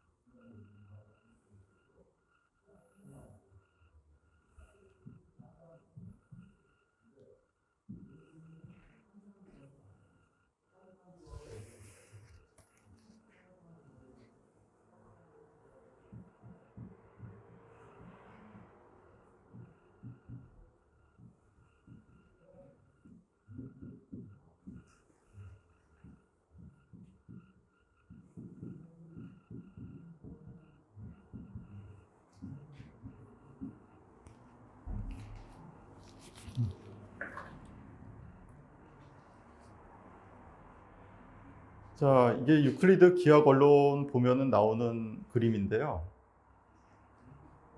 곱셈 공식을 이제 사각형 넓이 가지고 이게 설명을 했습니다. 어떻게 했을지 대략 짐작이 가시죠? 자, 그래서 a 더하기 b의 제곱을 설명하려면은 아마도 이거겠죠? 이 길이를 a라고 놓고 이거 b라고 놓고요. a라고 놓고 b라고 놨겠죠. 그 전체의 제곱은 이 정사각형의 넓이가 되는데 그거를 잘 뜯어보면은 요 정사각형, 요 정사각형의 두 개의 이 직사각형 두 개 더한 거다. 이렇게 이제 바로 해석이 되죠. 그래서 보자마자 이 공식 맞다. 이걸 눈으로 직접 확인할 수가 있습니다. 자, 그 다음에 이 공식. 이번에 A, B를 좀 다르게 놔야 될 것 같은데 여기가 A겠죠? 이번에 이걸 A라고 놓겠습니다. 그리고 이걸 B라고 놓고 하면은 여기가 A가 되고 여기가 B가 됩니다. 또 같다고 놔버리면 되겠죠. 여기 B. 이제 이렇게 생각해 보시면 여기 보이지 않는 사각형 하나 있겠죠? A 더하기 B. A 더하기 B는 여기까지죠. 거기다가 A 빼기 B. 여기까지죠. 이 사각형의 넓이입니다.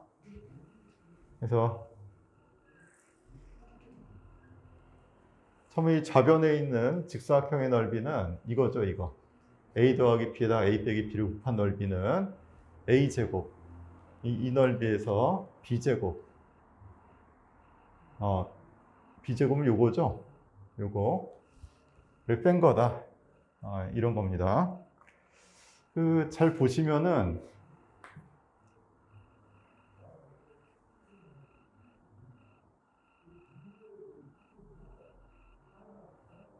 잘 보시면 A 더하기 B 맞죠? 요걸 A라고 놨으니까. 그리고 A라고 놨으니까 요 B 이렇게 해서 이쪽 넓이가 되는데 이건 A제곱. A제곱은 여기 전체 넓이죠. 여기 전체 넓이에서 B제곱을 뺀 거다 라고 되어 있는데 좀 뜯어서 보셔야 되겠어요. 여기가 이 부분의 넓이, 이 부분의 넓이하고 이 부분의 넓이가 어떻습니까? 그림을 잘 못 그려서 그런데 그 보기를 보시면은 이 부분이 지금 넓이가 똑같죠? 이 간격이 B니까 이렇게 돼 있으니까 얘하고 얘의 넓이가 똑같아요. 그래서 A제곱 빼기 B제곱이라고 하면은 이 B제곱은 이 부분이죠. 요거는 B제곱. 그래서 A제곱에서 B제곱을 뺀 거, 요 기역자로 생긴 넓이인데 이거를 이쪽으로 갖다 붙인 거예요, 그냥. 그래서 요거는 조금 생각을 해야 됩니다. 이거는 바로 그냥 눈으로 알 수 있는데 이것만 해도 약간 도형을 분해하고 재구성을 하고 있죠. 잘 뜯어가지고 여기 지금 빗금친 부분, 이 부분하고 이 부분하고 이 부분이 넓이가 똑같아요, 지금. 길이를 같게 잡아주는 겁니다. 이게 얘랑 얘랑 길이를 똑같게 잡아주면은 얘랑 넓이가 똑같으니까 이 넓이는 여기 전체 넓이, 그래서 이걸 뺀 거. 그러면 이 기역자 넓이랑 빨간 넓이랑 똑같다는 얘기인데 기역자 이쪽 부분 이쪽을 갖다 붙이면 딱 맞죠. 그래서 바로 보이진 않지만 조금만 살펴보면은 아, 요 공식도 맞네. 이것을 알 수 있도록 이렇게 그림을 잘 그려놨습니다. 그래서 곱셈 공식 설명을 이렇게 해요. 유클리드 기하 원론에서는. 그것도 이제 참고 삼아서 보시라고 이렇게 갖고 왔습니다. 그 다음에 곱셈의 또 새로운 방식 중 하나 또 소개시켜 드리려고 보수하고 바, 이것도 저희가 지난 시간에 뺄셈 할 때 바라는 표현을 한다. 다시 한번 복습 한번 해볼게요. 이 바라는 거 예를 들어서 201 바라고 쓰면은 뭐였습니까, 이게? 혹시 기억나시는 분 있으시면 말씀해 주시죠. 이 바를 뭐라고 썼었죠, 지난 시간에?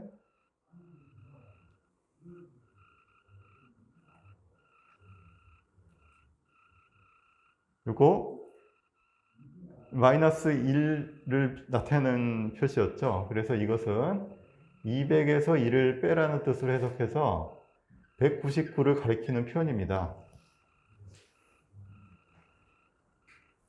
이렇게 저희가 썼거든요. 지난 시간에. 이런 표기도 있다. 그래서 199라고 쓰는 것보다는 보수하고 바를 이용해서 그냥 200에서 1을 뺀 거다라는 표시를 쓰는 게 이 압박감보다는 이게 조금 더 계산하기 편할 때가 많다는 거죠. 뭐 이런 말씀을 드렸는데 이런 바 형식을 이용한 곱셈도 또 생각해 볼 수 있으니까요. 그 아래 얘라고 제가 적어 놓은 거 한번 보시죠. 39 곱하기 48을 합니다. 그럼 얘 약간 곱셈이 불편하잖아요, 이게. 근데 40에 가깝고 얘는 50에 가까우니까 40에서 2를 뺀 거 곱하기 50에서 2를 뺀 거라는 형식으로 이렇게 바꿔서 쓸게요. 40 빼기 1이고 50 빼기 2란 뜻입니다. 그러면 얘 곱셈을 하게 되면 X자 곱셈으로 갈게요. 얘네들 곱해서 20 나오고 얘네들 곱해서 마이너스 1 곱하기 마이너스 2니까 2가 되겠죠. 얘는 덧셈으로 바뀌면서 2로 딱 붙여 써주고 그 다음에 X자 2개 곱해서 50하고 80이죠. 그러면 130바가 되는 거죠. 이렇게 쓸 수 있겠습니다. 그러면 2, 1, 3, 2 이렇게 쓸 수 있네요.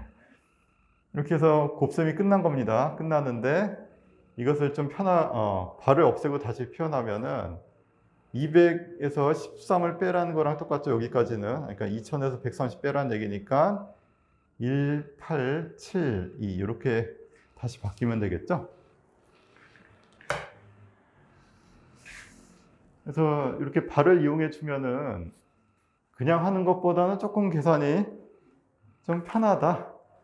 편한지 모르겠습니다. 이거 좀 익숙해지면은 이런 계산이 조금 더 편해 보일 수는 있는데, 아직 뭐 바라는 거 쓰기가 좀 익숙하지가 않고 이러면 이렇게 쓰는 게 조금 더 어렵게 느껴질 수도 있어요. 근데 제 생각에 조금만 더 연습을 하시면은 이렇게 하는 것도 뭐 괜찮은 곱셈법 중 하나다, 이렇게 이제 보입니다.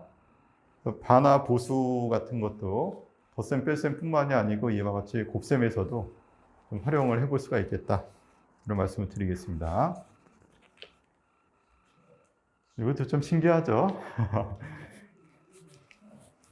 자, 그래서 곱셈을 하는데 저희가 최대한 계산을 좀 어떻게 좀 간결하게 하기 위해서 분해하고 재구성을 하는 거예요. 근데 곱셈의 분해 방법은 처음에 보여드렸던 소인수 분해, 그러니까 인수 분해를 통해서 약수들의 곱으로 표현해 놓고 그것들의 계산 순서를 바꿈으로써 곱셈을 좀 편하게 하든가, 아니면은 그 곱셈 공식 같이 적당한 공식들 만들어서 이제 배분 법칙을 활용하는 공식들을 좀 쓰던가, 이렇게 이제 덧셈 뺄셈을 조작하는 방식으로 곱셈에 좀 활용하든가, 이렇게 다양한 방법이 있습니다. 그래서 곱셈을 쪼개서 곱셈에 활용하든가, 곱셈을 덧셈으로 바꾼 다음 배분 법칙을 활용해서 쓰든가, 그 다음에 곱셈 공식들이 있고, 이런 것들을 적절하게 좀 섞어서 곱셈을 할 수 있다, 이걸 보여드렸습니다. 자, 그럼 18페이지로 넘어가겠습니다. 곱셈의 검산입니다. 요것은 이제 실은 통신망에서 패킷 정성할 때 좀 주로 쓰는 방식입니다. 페리티라고 해서, 그러니까 인터넷으로 저희가 이렇게 지금 영상도 인터넷으로 지금 보고 계시잖아요.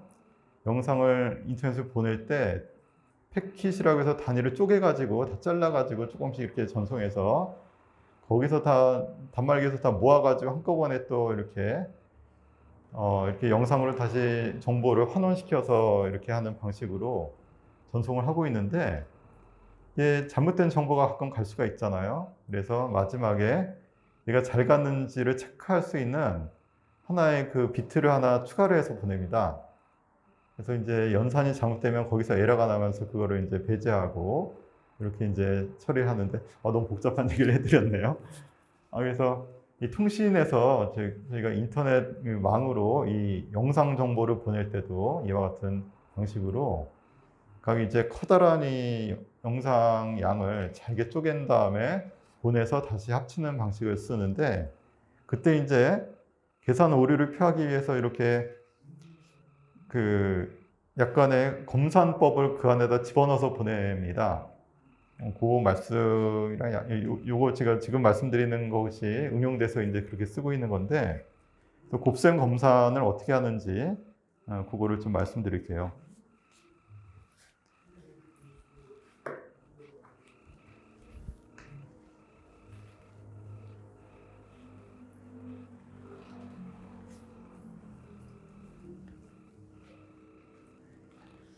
근데 보시면 뭐 이런 것도 있나 싶으실 텐데, 보십시오. 곱셈 검산.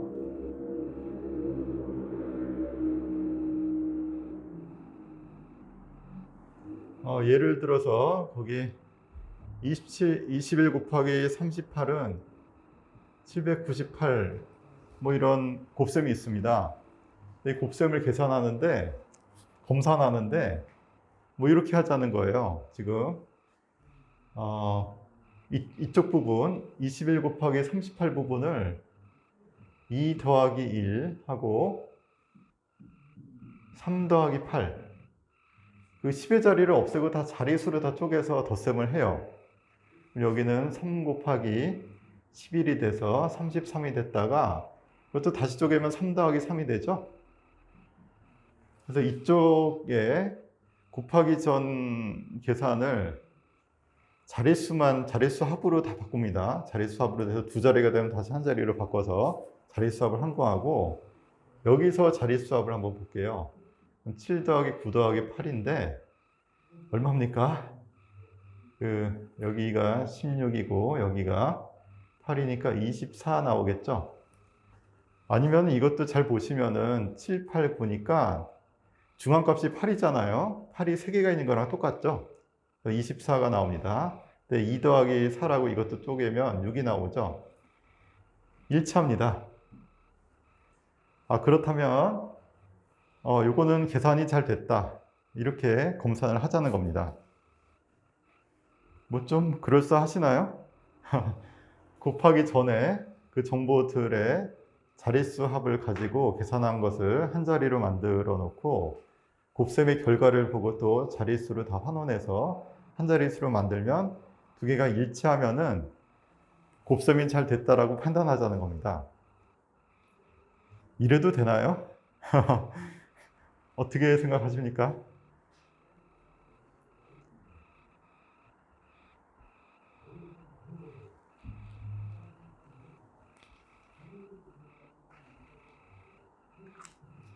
차준동 선생님 어떻게 생각하십니까? 이런 방식을 써도 되겠습니까?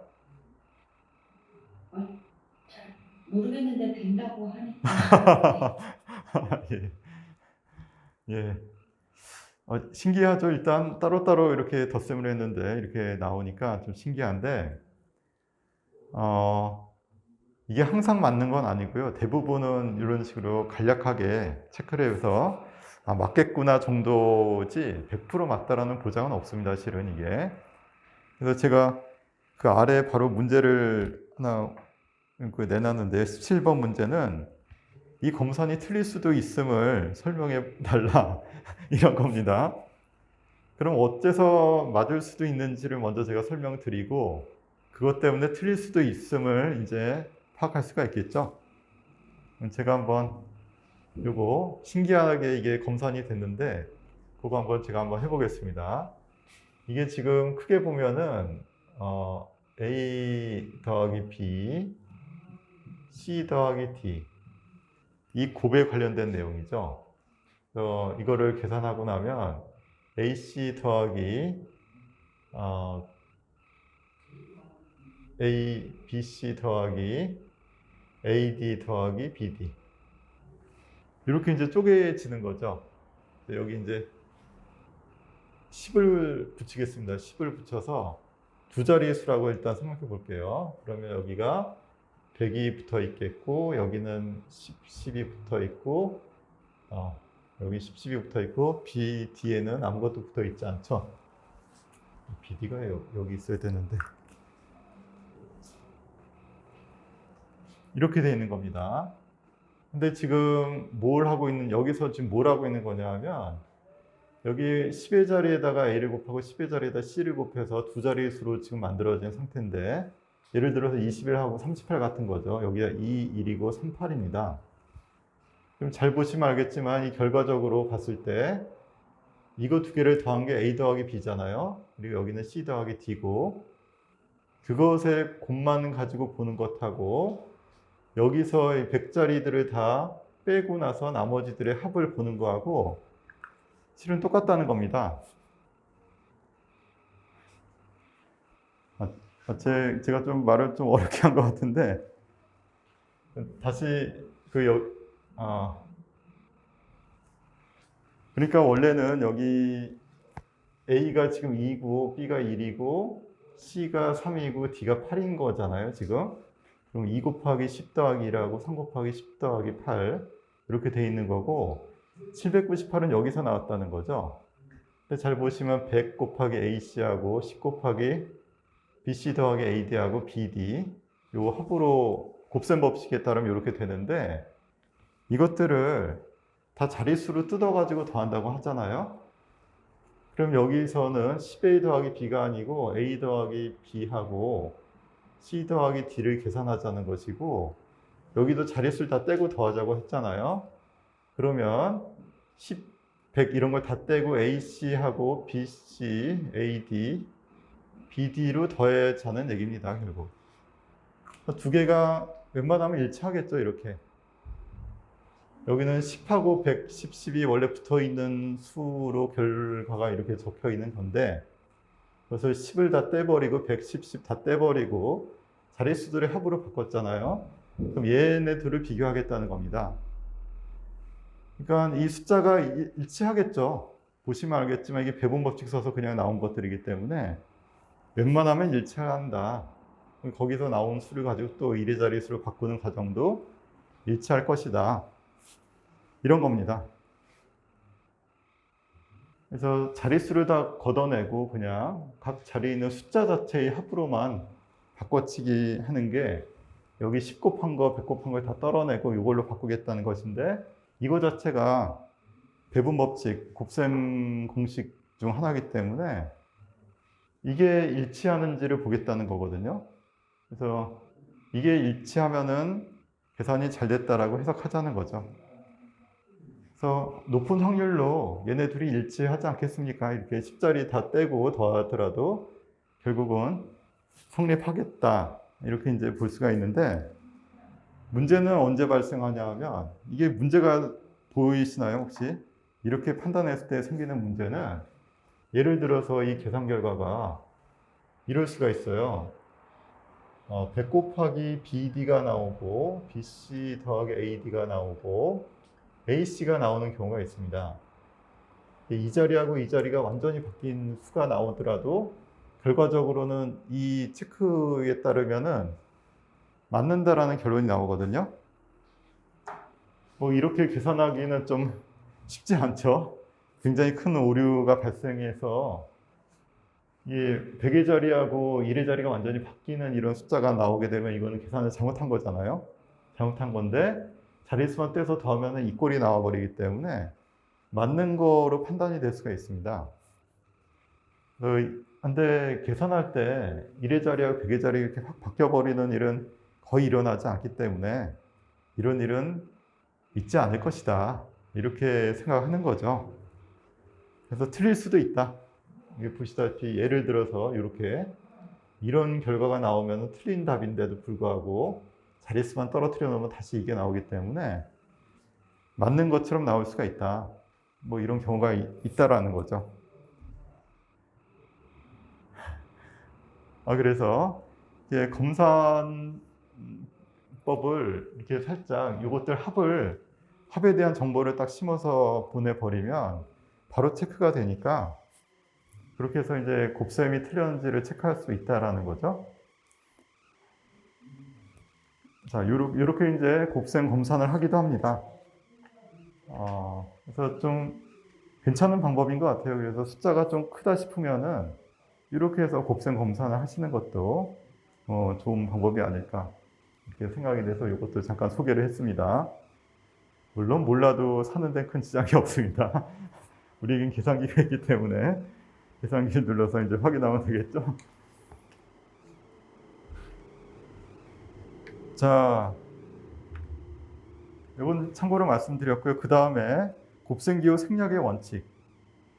뭐 읽어보시면 알겠지만 곱셈기호를 생략을 합니다. 저희가 곱셈이라고 표현 안 하고 그냥 점을 찍거나 또는 점마저도 생략하고 이렇게 쓰기도 하는데 그런 어떤 원칙에 대해서 지금 얘기를 하는 건데요. 이제 하나씩 보겠습니다.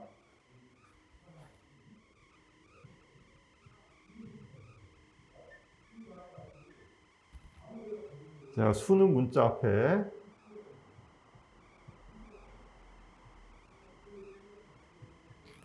그리고 문자는 알파벳 순으로. 근데 문자가 알파벳 순이 아닐 수도 있어요. 이거는 이제 정리하기 좋으라고 하는 거고 순서가 바뀔 수도 있습니다. 같은 문자는 거듭 제곱으로. 또 지수 표현으로 이렇게 하겠다는 거죠.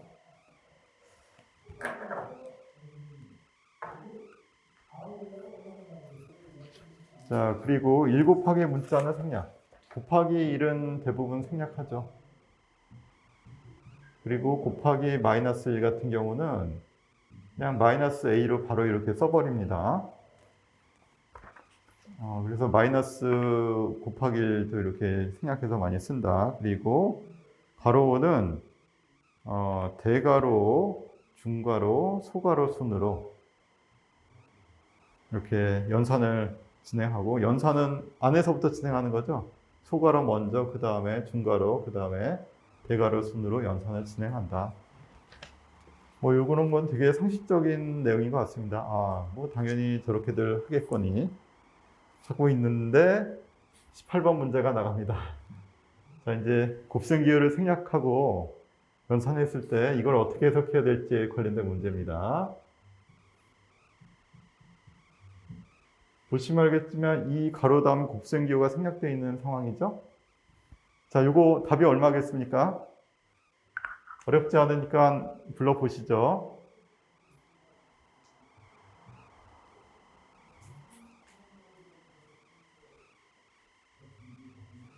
2, 2 나오셨습니까? 네, 자, 다른 분들도 다 2가 나오셨나요? 네, 예. 다들 어렵지 않게 그냥 얘기를 하셨는데요. 아, 저희 교육과정 입장에서는 틀렸습니다. 이게 참 놀랍죠? 왜 그럴까요? 왜 틀렸다고 했을까요, 제가?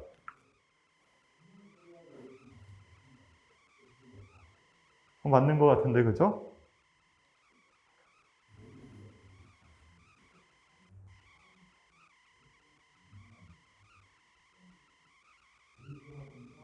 자, 요거의 포인트는 뭐냐? 가로가 어디까지 붙어 있냐라는 겁니다, 가로가. 여기 곱하기가 생략되어 있는데, 이거는 저희 입장에서는 16 나누기 이렇게 해석을 해야 되냐? 아니면 16 나누기 2 한 다음에 곱하기 1 더하기 3을 진행한 것이냐? 요게 헷갈린다는 거죠. 그죠? 그래서 만약 이렇게 보셨으면은 2 곱하기 4 8로 16 나눈 거니까 2가 나와야 되는 게 맞습니다. 만약 이렇게 해석하셨으면. 근데 이렇게 해석했다고 하면은 8 곱하기 4가 되니까 32가 나와야 돼요. 그런데 어쨌든 나누기 기호도 곱셈의 일종이라 보기 때문에 우선순위가 크게 없습니다. 그러니까 이것들을 먼저 하라는 그런 근거가 별로 없어요. 근거가 없어서 정식적으로는 이런 가로를 써서 확실하게 표현해 줘야 됩니다. 그러니까 이렇게 지금 빨간 표시를 한 것처럼 가로로 표시를 해줘야 이걸 먼저 계산해서 나누자 이렇게 해석할 수가 있고, 아무 표시도 안 했으면 순서대로 16에서 2로 나눈 다음에 그 다음에 4를 곱하는 걸로 해석하는 게 기본으로 되어 있습니다. 그래서 괄호 사용이 굉장히 중요하다. 근데 이 부분이 조금 납득이 잘 안 가시죠? 붙어 있으니까 먼저 해야 될 것 같고, 그죠? 곱셈기호가 생략이 돼 있으니까 먼저 해야 될 것 같은데, 그렇진 않다. 요게 저희 교육과정상으로는 이제 괄호 표시 확실하게 해주지 않으면 그냥 얘를 먼저 계산하고 그 다음에 계산하는 걸로, 곱셈기호가 생략돼 있다고 해서 먼저 하란 것은 아니다. 이렇게 이제 해석해 주시면 되겠습니다. 이게 또 인터넷으로도 약간 좀 논란이 있기도 했었어요, 예전에. 그래서 둘 다 맞다 뭐 이런 주장도 있고, 뭐 딴 데서는 이게 맞다 이런 주장도 있고 그렇긴 한데, 어쨌든 저희 교육과정 입장으로 돌아가서 그거는 이렇게 숫자가 곱이 생략되어 있으면 우선순위가 있다 이렇게 해석하려고 하는 것도 있긴 있더라고요, 보니까. 근데 어쨌든 저희 교육과정 상에서는 이런 경우에서는 가로를 통해서 확실하게 표현해 주는 것으로 하고, 그게 없으면은 그냥 순서대로 하나씩 계산하는 걸로 이렇게 해석하는 것을 타당하게 보는 것 같습니다. 이것도 참고하시고요. 이제 곱셈기호 생략할 때 간혹 저희가 저지르는 이런 문제 중 하나입니다. 자, 이렇게 해서 곱셈 부분은 끝났고요. 제가 오늘 보내드린 프린트가 있는데 다 받으셨습니까? 저 이거 네. 나눗셈 프린트 다 받으셨죠? 예. 자, 그래서 나눗셈도 조금 진도를 나가겠습니다. 오늘 잘하면은 나눗셈 다 끝날 것 같진 않은데, 하여튼 나눗셈마저 좀 정리를 하도록 하죠.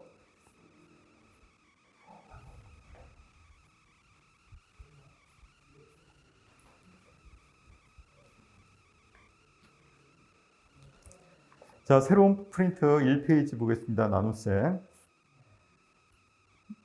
곱셈 같은 경우는 더하기를 여러 번 반복하는 것을 줄여서 곱셈으로 우리가 정리를 했다. 이렇게 말씀드렸는데요. 나눗셈은 뺄셈을 여러 번 한 거를 정리를 한 것이다. 이렇게 보시면 되겠습니다.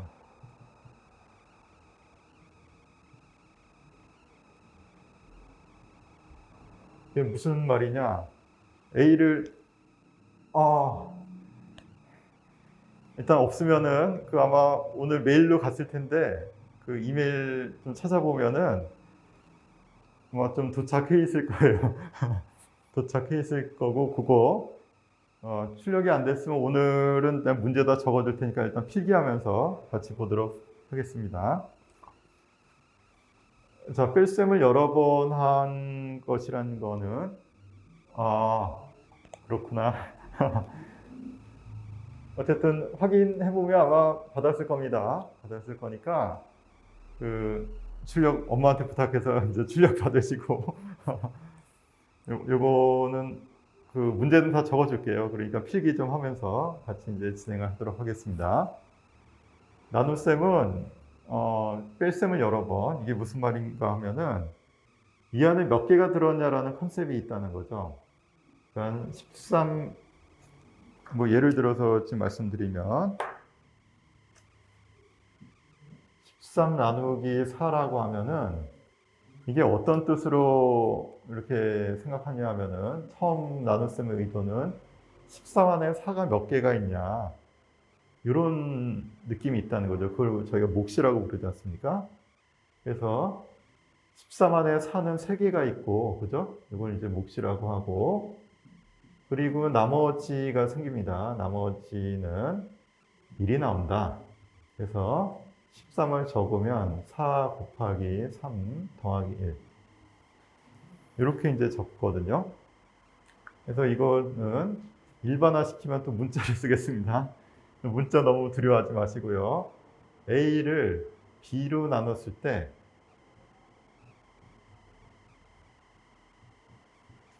몫이 Q고 나머지가 R이다.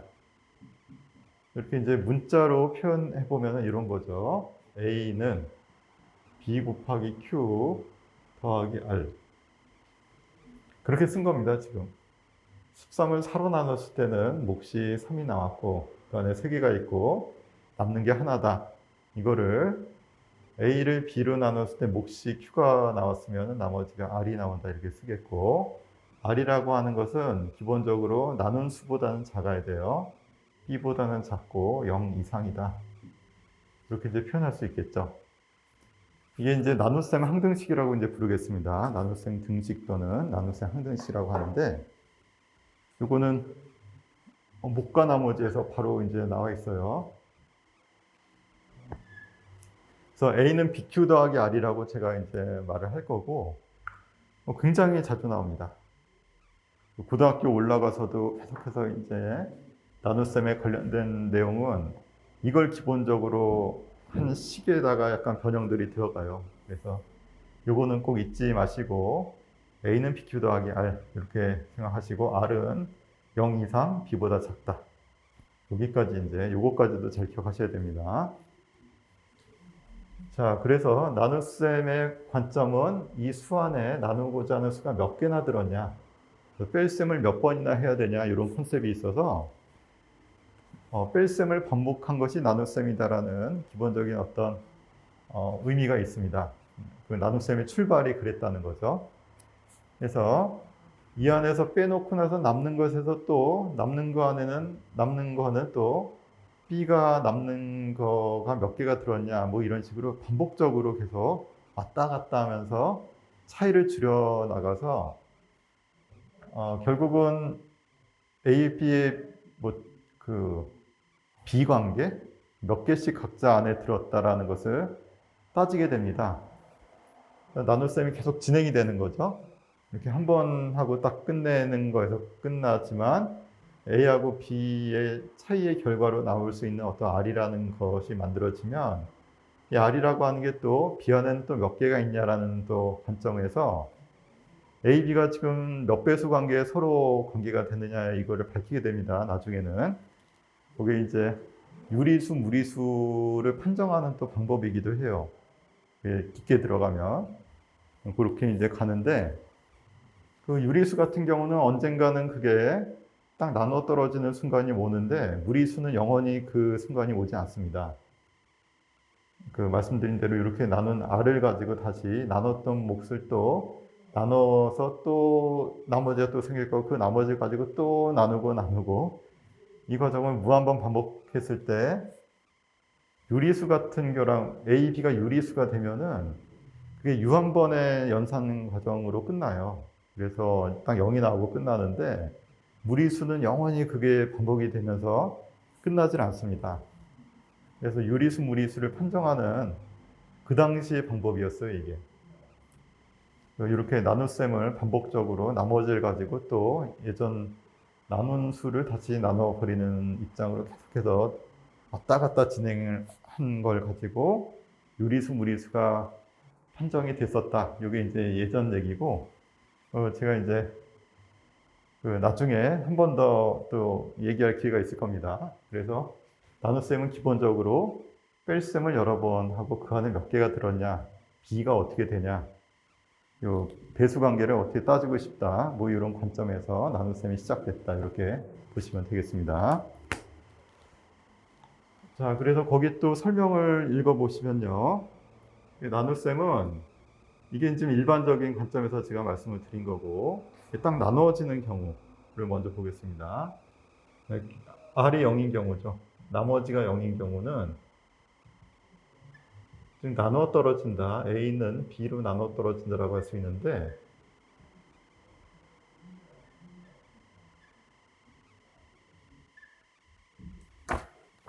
A는 B로 나누어 떨어진다라고 얘기할 수 있겠는데, 그렇죠. 나누어 떨어지니까 나머지가 빵이 나왔다는 얘기 아니겠습니까? 나머지가 0이니까 A는 B로 나누어 떨어진다라고 얘기했을 때, 이거는 어떤 단위에 맞게 몇 개의 묶음으로 나눴다라는 이런 일반적인 얘기가 되는 거죠.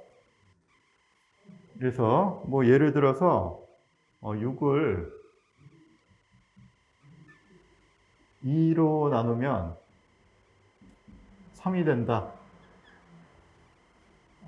이것을 이제 의미를 이제 따져보면 이런 거죠. 두 개를 단위로 묶으면은 세 개의 묶음이 나온다. 그러니까 사과가 6개가 있는데 두 개를 한 봉지에 담았어요. 그러면 세 봉지가 나온다는 얘기겠죠. 두 개를 한 묶음으로 두 개 단위 봉지를 만들면 세 봉지가 나왔다, 이렇게 볼 수 있겠죠. 또는 두 사람한테 나눠주면은 세 개씩 들어간다.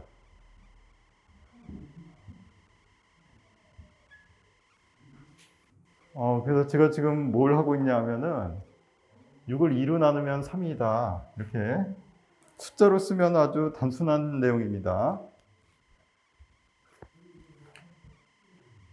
6 나누기 2는 3이다. 수식으로는 이건데, 이게 현실에서는 이걸 어떻게 해석하냐 하면, 이게 어떤 단위를 지칭할 수가 있어요. 2라는 단위로 묶음을 만들면 세 묶음이 나온다라고 해석할 수도 있고, 또는 두 개로 커다랗게 나누면 세 개씩 들어간다 라고 해석할 수도 있습니다. 그러니까 두 봉지에 담으면 세 개씩 넣는 게 맞다. 그래서 이 수식을 가지고 현실에서는 얘가 단위를 지칭하기도 하고, 아니면은 커다랗게 받는 전체 어떤 그룹 수를 의미하기도 해요. 이게 좀 말이 좀 어려워졌는데, 이 2라고 하는 것이 어떤 단위, 6을 쪼개는 각각의 단위, 두 개의 단위로 해서 한 봉지를 만들고 세 봉지가 나온다라는 그 단위를 가리킬 수도 있고, 어떤 그룹을 나타낼 수도 있습니다. 두 사람한테 나눠주면 세 개씩 들어간다. 두 그룹으로 나누면은 딱 세 개씩 나온다. 이렇게 번역이 되는 것이니까, 아이고, 이거 그룹자가 잘 안 보이네요.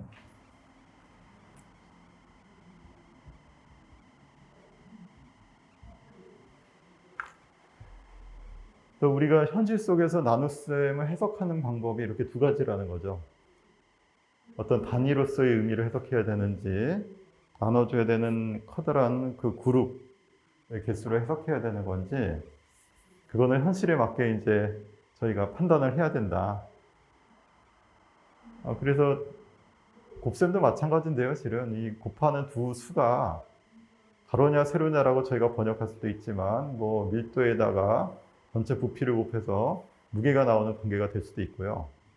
숫자로만 구성되어 있기 때문에 그것이 가지고 있는 어떤 고유한 특징이나 이런 것들이 다 없어져 있는 상태예요. 지금 없어져 있는 상태인데, 이것을 구체적인 상황 속에서 해석하게 되면은 다양한 의미들이 이제 피어오르면서 그 실생활의 어떤 느낌들이 들어오는 거거든요.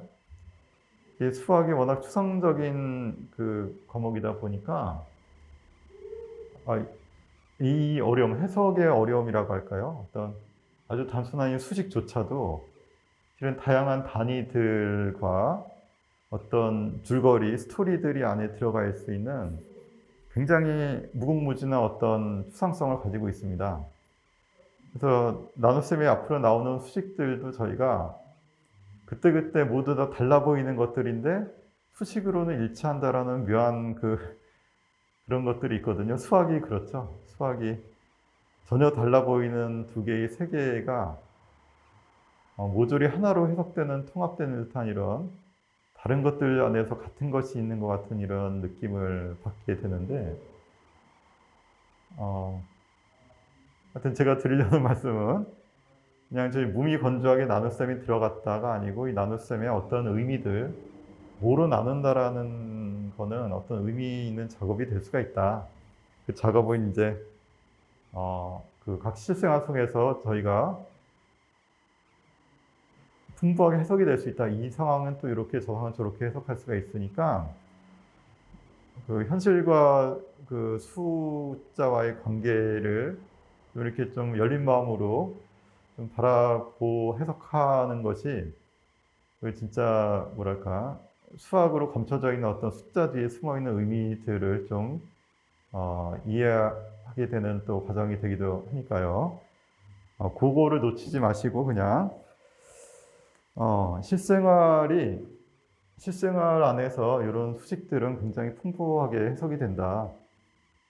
그러니까 그냥 숫자로만 보면 굉장히 무미건조하지만 그런 스토리들이 있을 수 있다라는 거를 기억해 주십사 그냥 잠깐 말씀을 드렸습니다. 이거는 뭐 나눗셈뿐만이 아니고 곱셈, 뭐 기타 등등에서도 흔히 벌어지는 일이니까요. 자, 그럼 1페이지에 문제 1번이 있습니다. 이거 좀 같이 보실까요?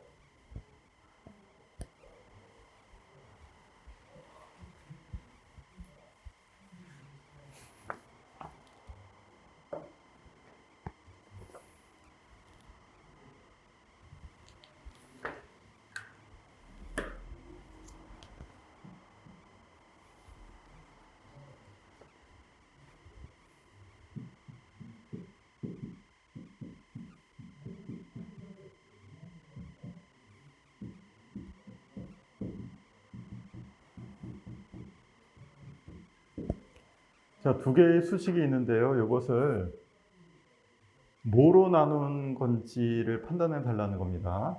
그러니까 저희가 이런 A는 BQ 더하기 R 형태로 되어 있을 때 얘를 50을 4로 나눴을 때 몫이 10이고 나머지가 2라고 해석해야 되는 건지, 50을 12로 나눴을 때 몫이 4고 나머지가 2라고 해석해야 되는 건지 알 수가 없죠.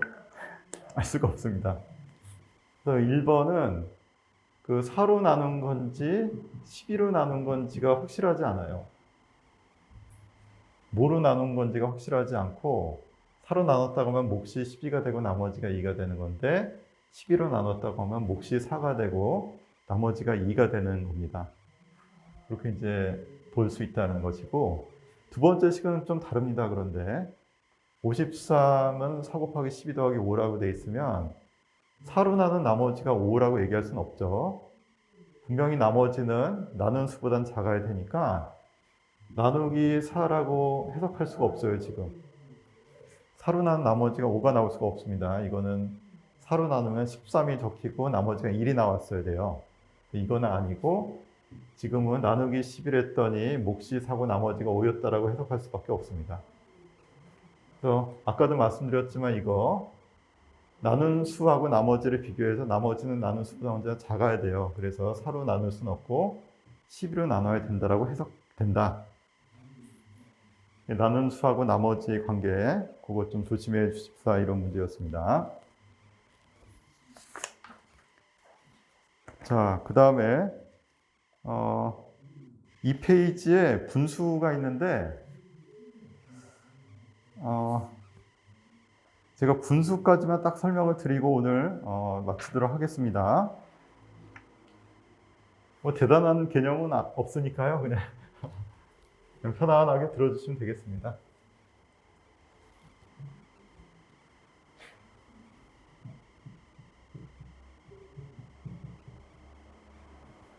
자, 몫과 나머지라고 하는 것은 기본적으로 자연수, 어떻게 좀 이렇게 덩어리들이 나눠져 있다는 개념에서 출발한 것이고요.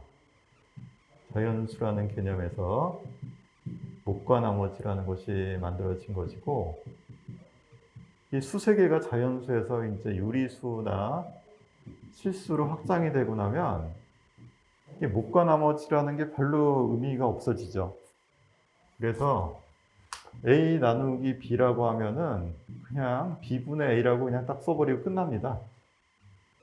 그래서 아까 방금 전에 저희가 봤던 세계는 자연수나 정수에서 A는 BQ 더하기 R이라는 세계가 만들어진 거고, 유리수 실수에서는 그냥 딱 이렇게 분수꼴로 적고 끝내요.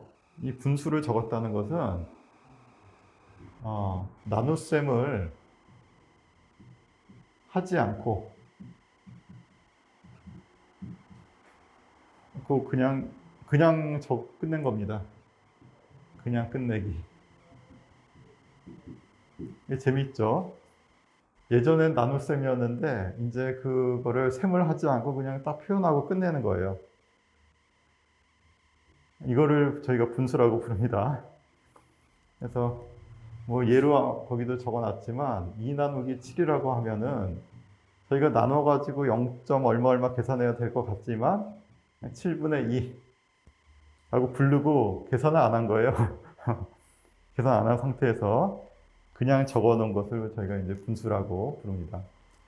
그리고 이제 거기도 제가 약간 주석으로 달아놨는데, 이 나누기라고 하는 게 그래서 굉장히 원시적인 또는 수가 처음 시작됐을 때, 자연수 정수일 때 나눗셈에 대한 좀 이런 어떤 공부들이 많이 있다가 수세계가 유리수나 실수 정도로 확장이 되면은 더 이상 몫과 나머지라는 개념 없이 그냥 쓴다고 말씀드렸잖아요.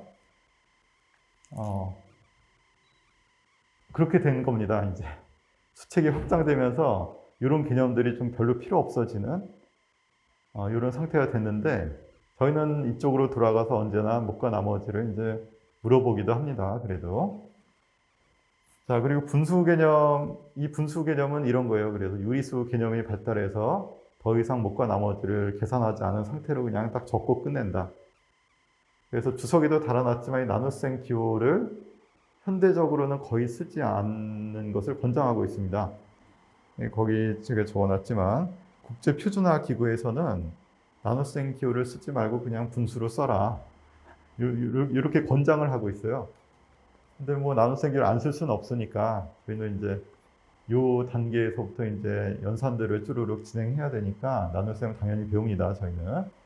근데 이제 수체계가 올라가면 올라갈수록 별로 쓸 일이 없어진다, 그렇게 보시면 되겠습니다. 자, 그래서 분수 개념이 발달하면서 나눗셈은 역수곱으로 이제 해석이 됩니다. 제가 덧셈, 뺄셈, 곱셈, 나눗셈 첫 시간에 말씀드렸지만, 뺄셈이라고 하는 거는 수색이 확장되면서 뺄셈 연산은 이제 마이너스의 덧셈으로 바뀌어요. 이것의 덧셈으로 바뀝니다. 덧셈이 아니고 덧셈이죠.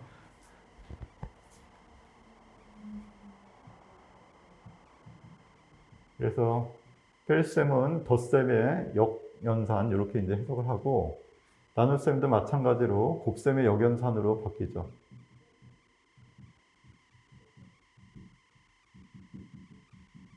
그래서 나누기 7이라고 하는 것은 곱하기 7분의 1로 저희가 이제 해석을 하지 않습니까? 이렇게 이제 실수 체계로 넘어가 버리면 이제 빼기나 나누기라는 의미를 덧셈과 곱셈 안에서 이제 다 해석을 결국 하게 된다. 이렇게 보시면 되겠습니다. 자, 그래서 나눗셈도 결국은 곱셈의 일종으로 이렇게 번역하면서 곱셈의 다양한 성질들, 뭐 배분 법칙, 교환 법칙, 뭐 결합 법칙 이런 것들을 역원 형태로 만들어 놓고 이제 활용하게 된다. 이렇게 보실 수 있겠습니다. 그리고 분수의 몇 가지 정의들이 있는데요. 뭐 진분수, 가분수, 대분수 이 얘기만 하고 오늘 마치겠습니다. 진분수. 뭐 7분의 2 같은 겁니다. 분자가 분모보다 작은 거. 진짜 분수다. 뭐 이런 얘기를 쓴 건데 뭐 이것만 분수겠습니까? 그리고 가분수, 가짜 분수다 이런 뜻이에요. 뭐 7분의 9 같은 거. 근데 이걸 왜 가분수라고 했을까? 가짜는 아니잖아요. 적절하지 않은 분수다. 임프로퍼가 원래 영문인데 적절하지 않은 분수다라는 뜻인데 가분수라고 번역이 돼 있어요. 근데 솔직히 뭐 가분수가 좀 이상하지 않으세요? 이게 진짜 가짜라는 건데 이게 가짜는 아니잖아요. 그래서 용어가 좀 이상하긴 하지만 어쨌든 7분의 9라고 돼 있으면 분자가 분모보다 큰 거 가분수라고 하고 대분수 이거를 나눠가지고 1과 7분의 2라고 쓴 게 이제 대분수죠. 앞에 이제 정수 붙인 거. 그래서 가분수를 정수와 진분수의 합으로 다시 표현한 것을 대분수라고 하는데 이 대자가 띠대자예요, 띠. 그러니까 뭐 띠를 옆에 차고 있는 것처럼 생겼다. 허리띠 뭐 차고 있는 것처럼 생겼다라고 대분수라고 했다고 한 것 같습니다. 이 한자를 보면 그렇고요. 영어로는 믹스트, 즉 프랙션, 분수가 프랙션이니까 섞인 분수다 이렇게 이제 얘기하고 있습니다. 뭐 그냥 용어 정리해 드리려고 그냥 적어 놓은 거고요. 이렇게 이제 저렇게 쓰는구나 하고 받아주시면 되겠습니다. 자, 이제 나눗셈 계산은 다음 시간에 이어서 하도록 하고요. 다음 시간에는 이제 약수, 배수, 소수, 거듭 제곱, 그리고 소인수분의 최대 공약수까지 정수에 관련된 내용이 이제 좀 시작될 것 같습니다. 다음 시간에 이제 계속 이어서 하도록 하고요. 오늘도 고생 많으셨습니다. 한 주 건강히 잘 보내시고 다음 주에 뵙겠습니다. 감사합니다. 감사합니다. 예, 수고하셨습니다.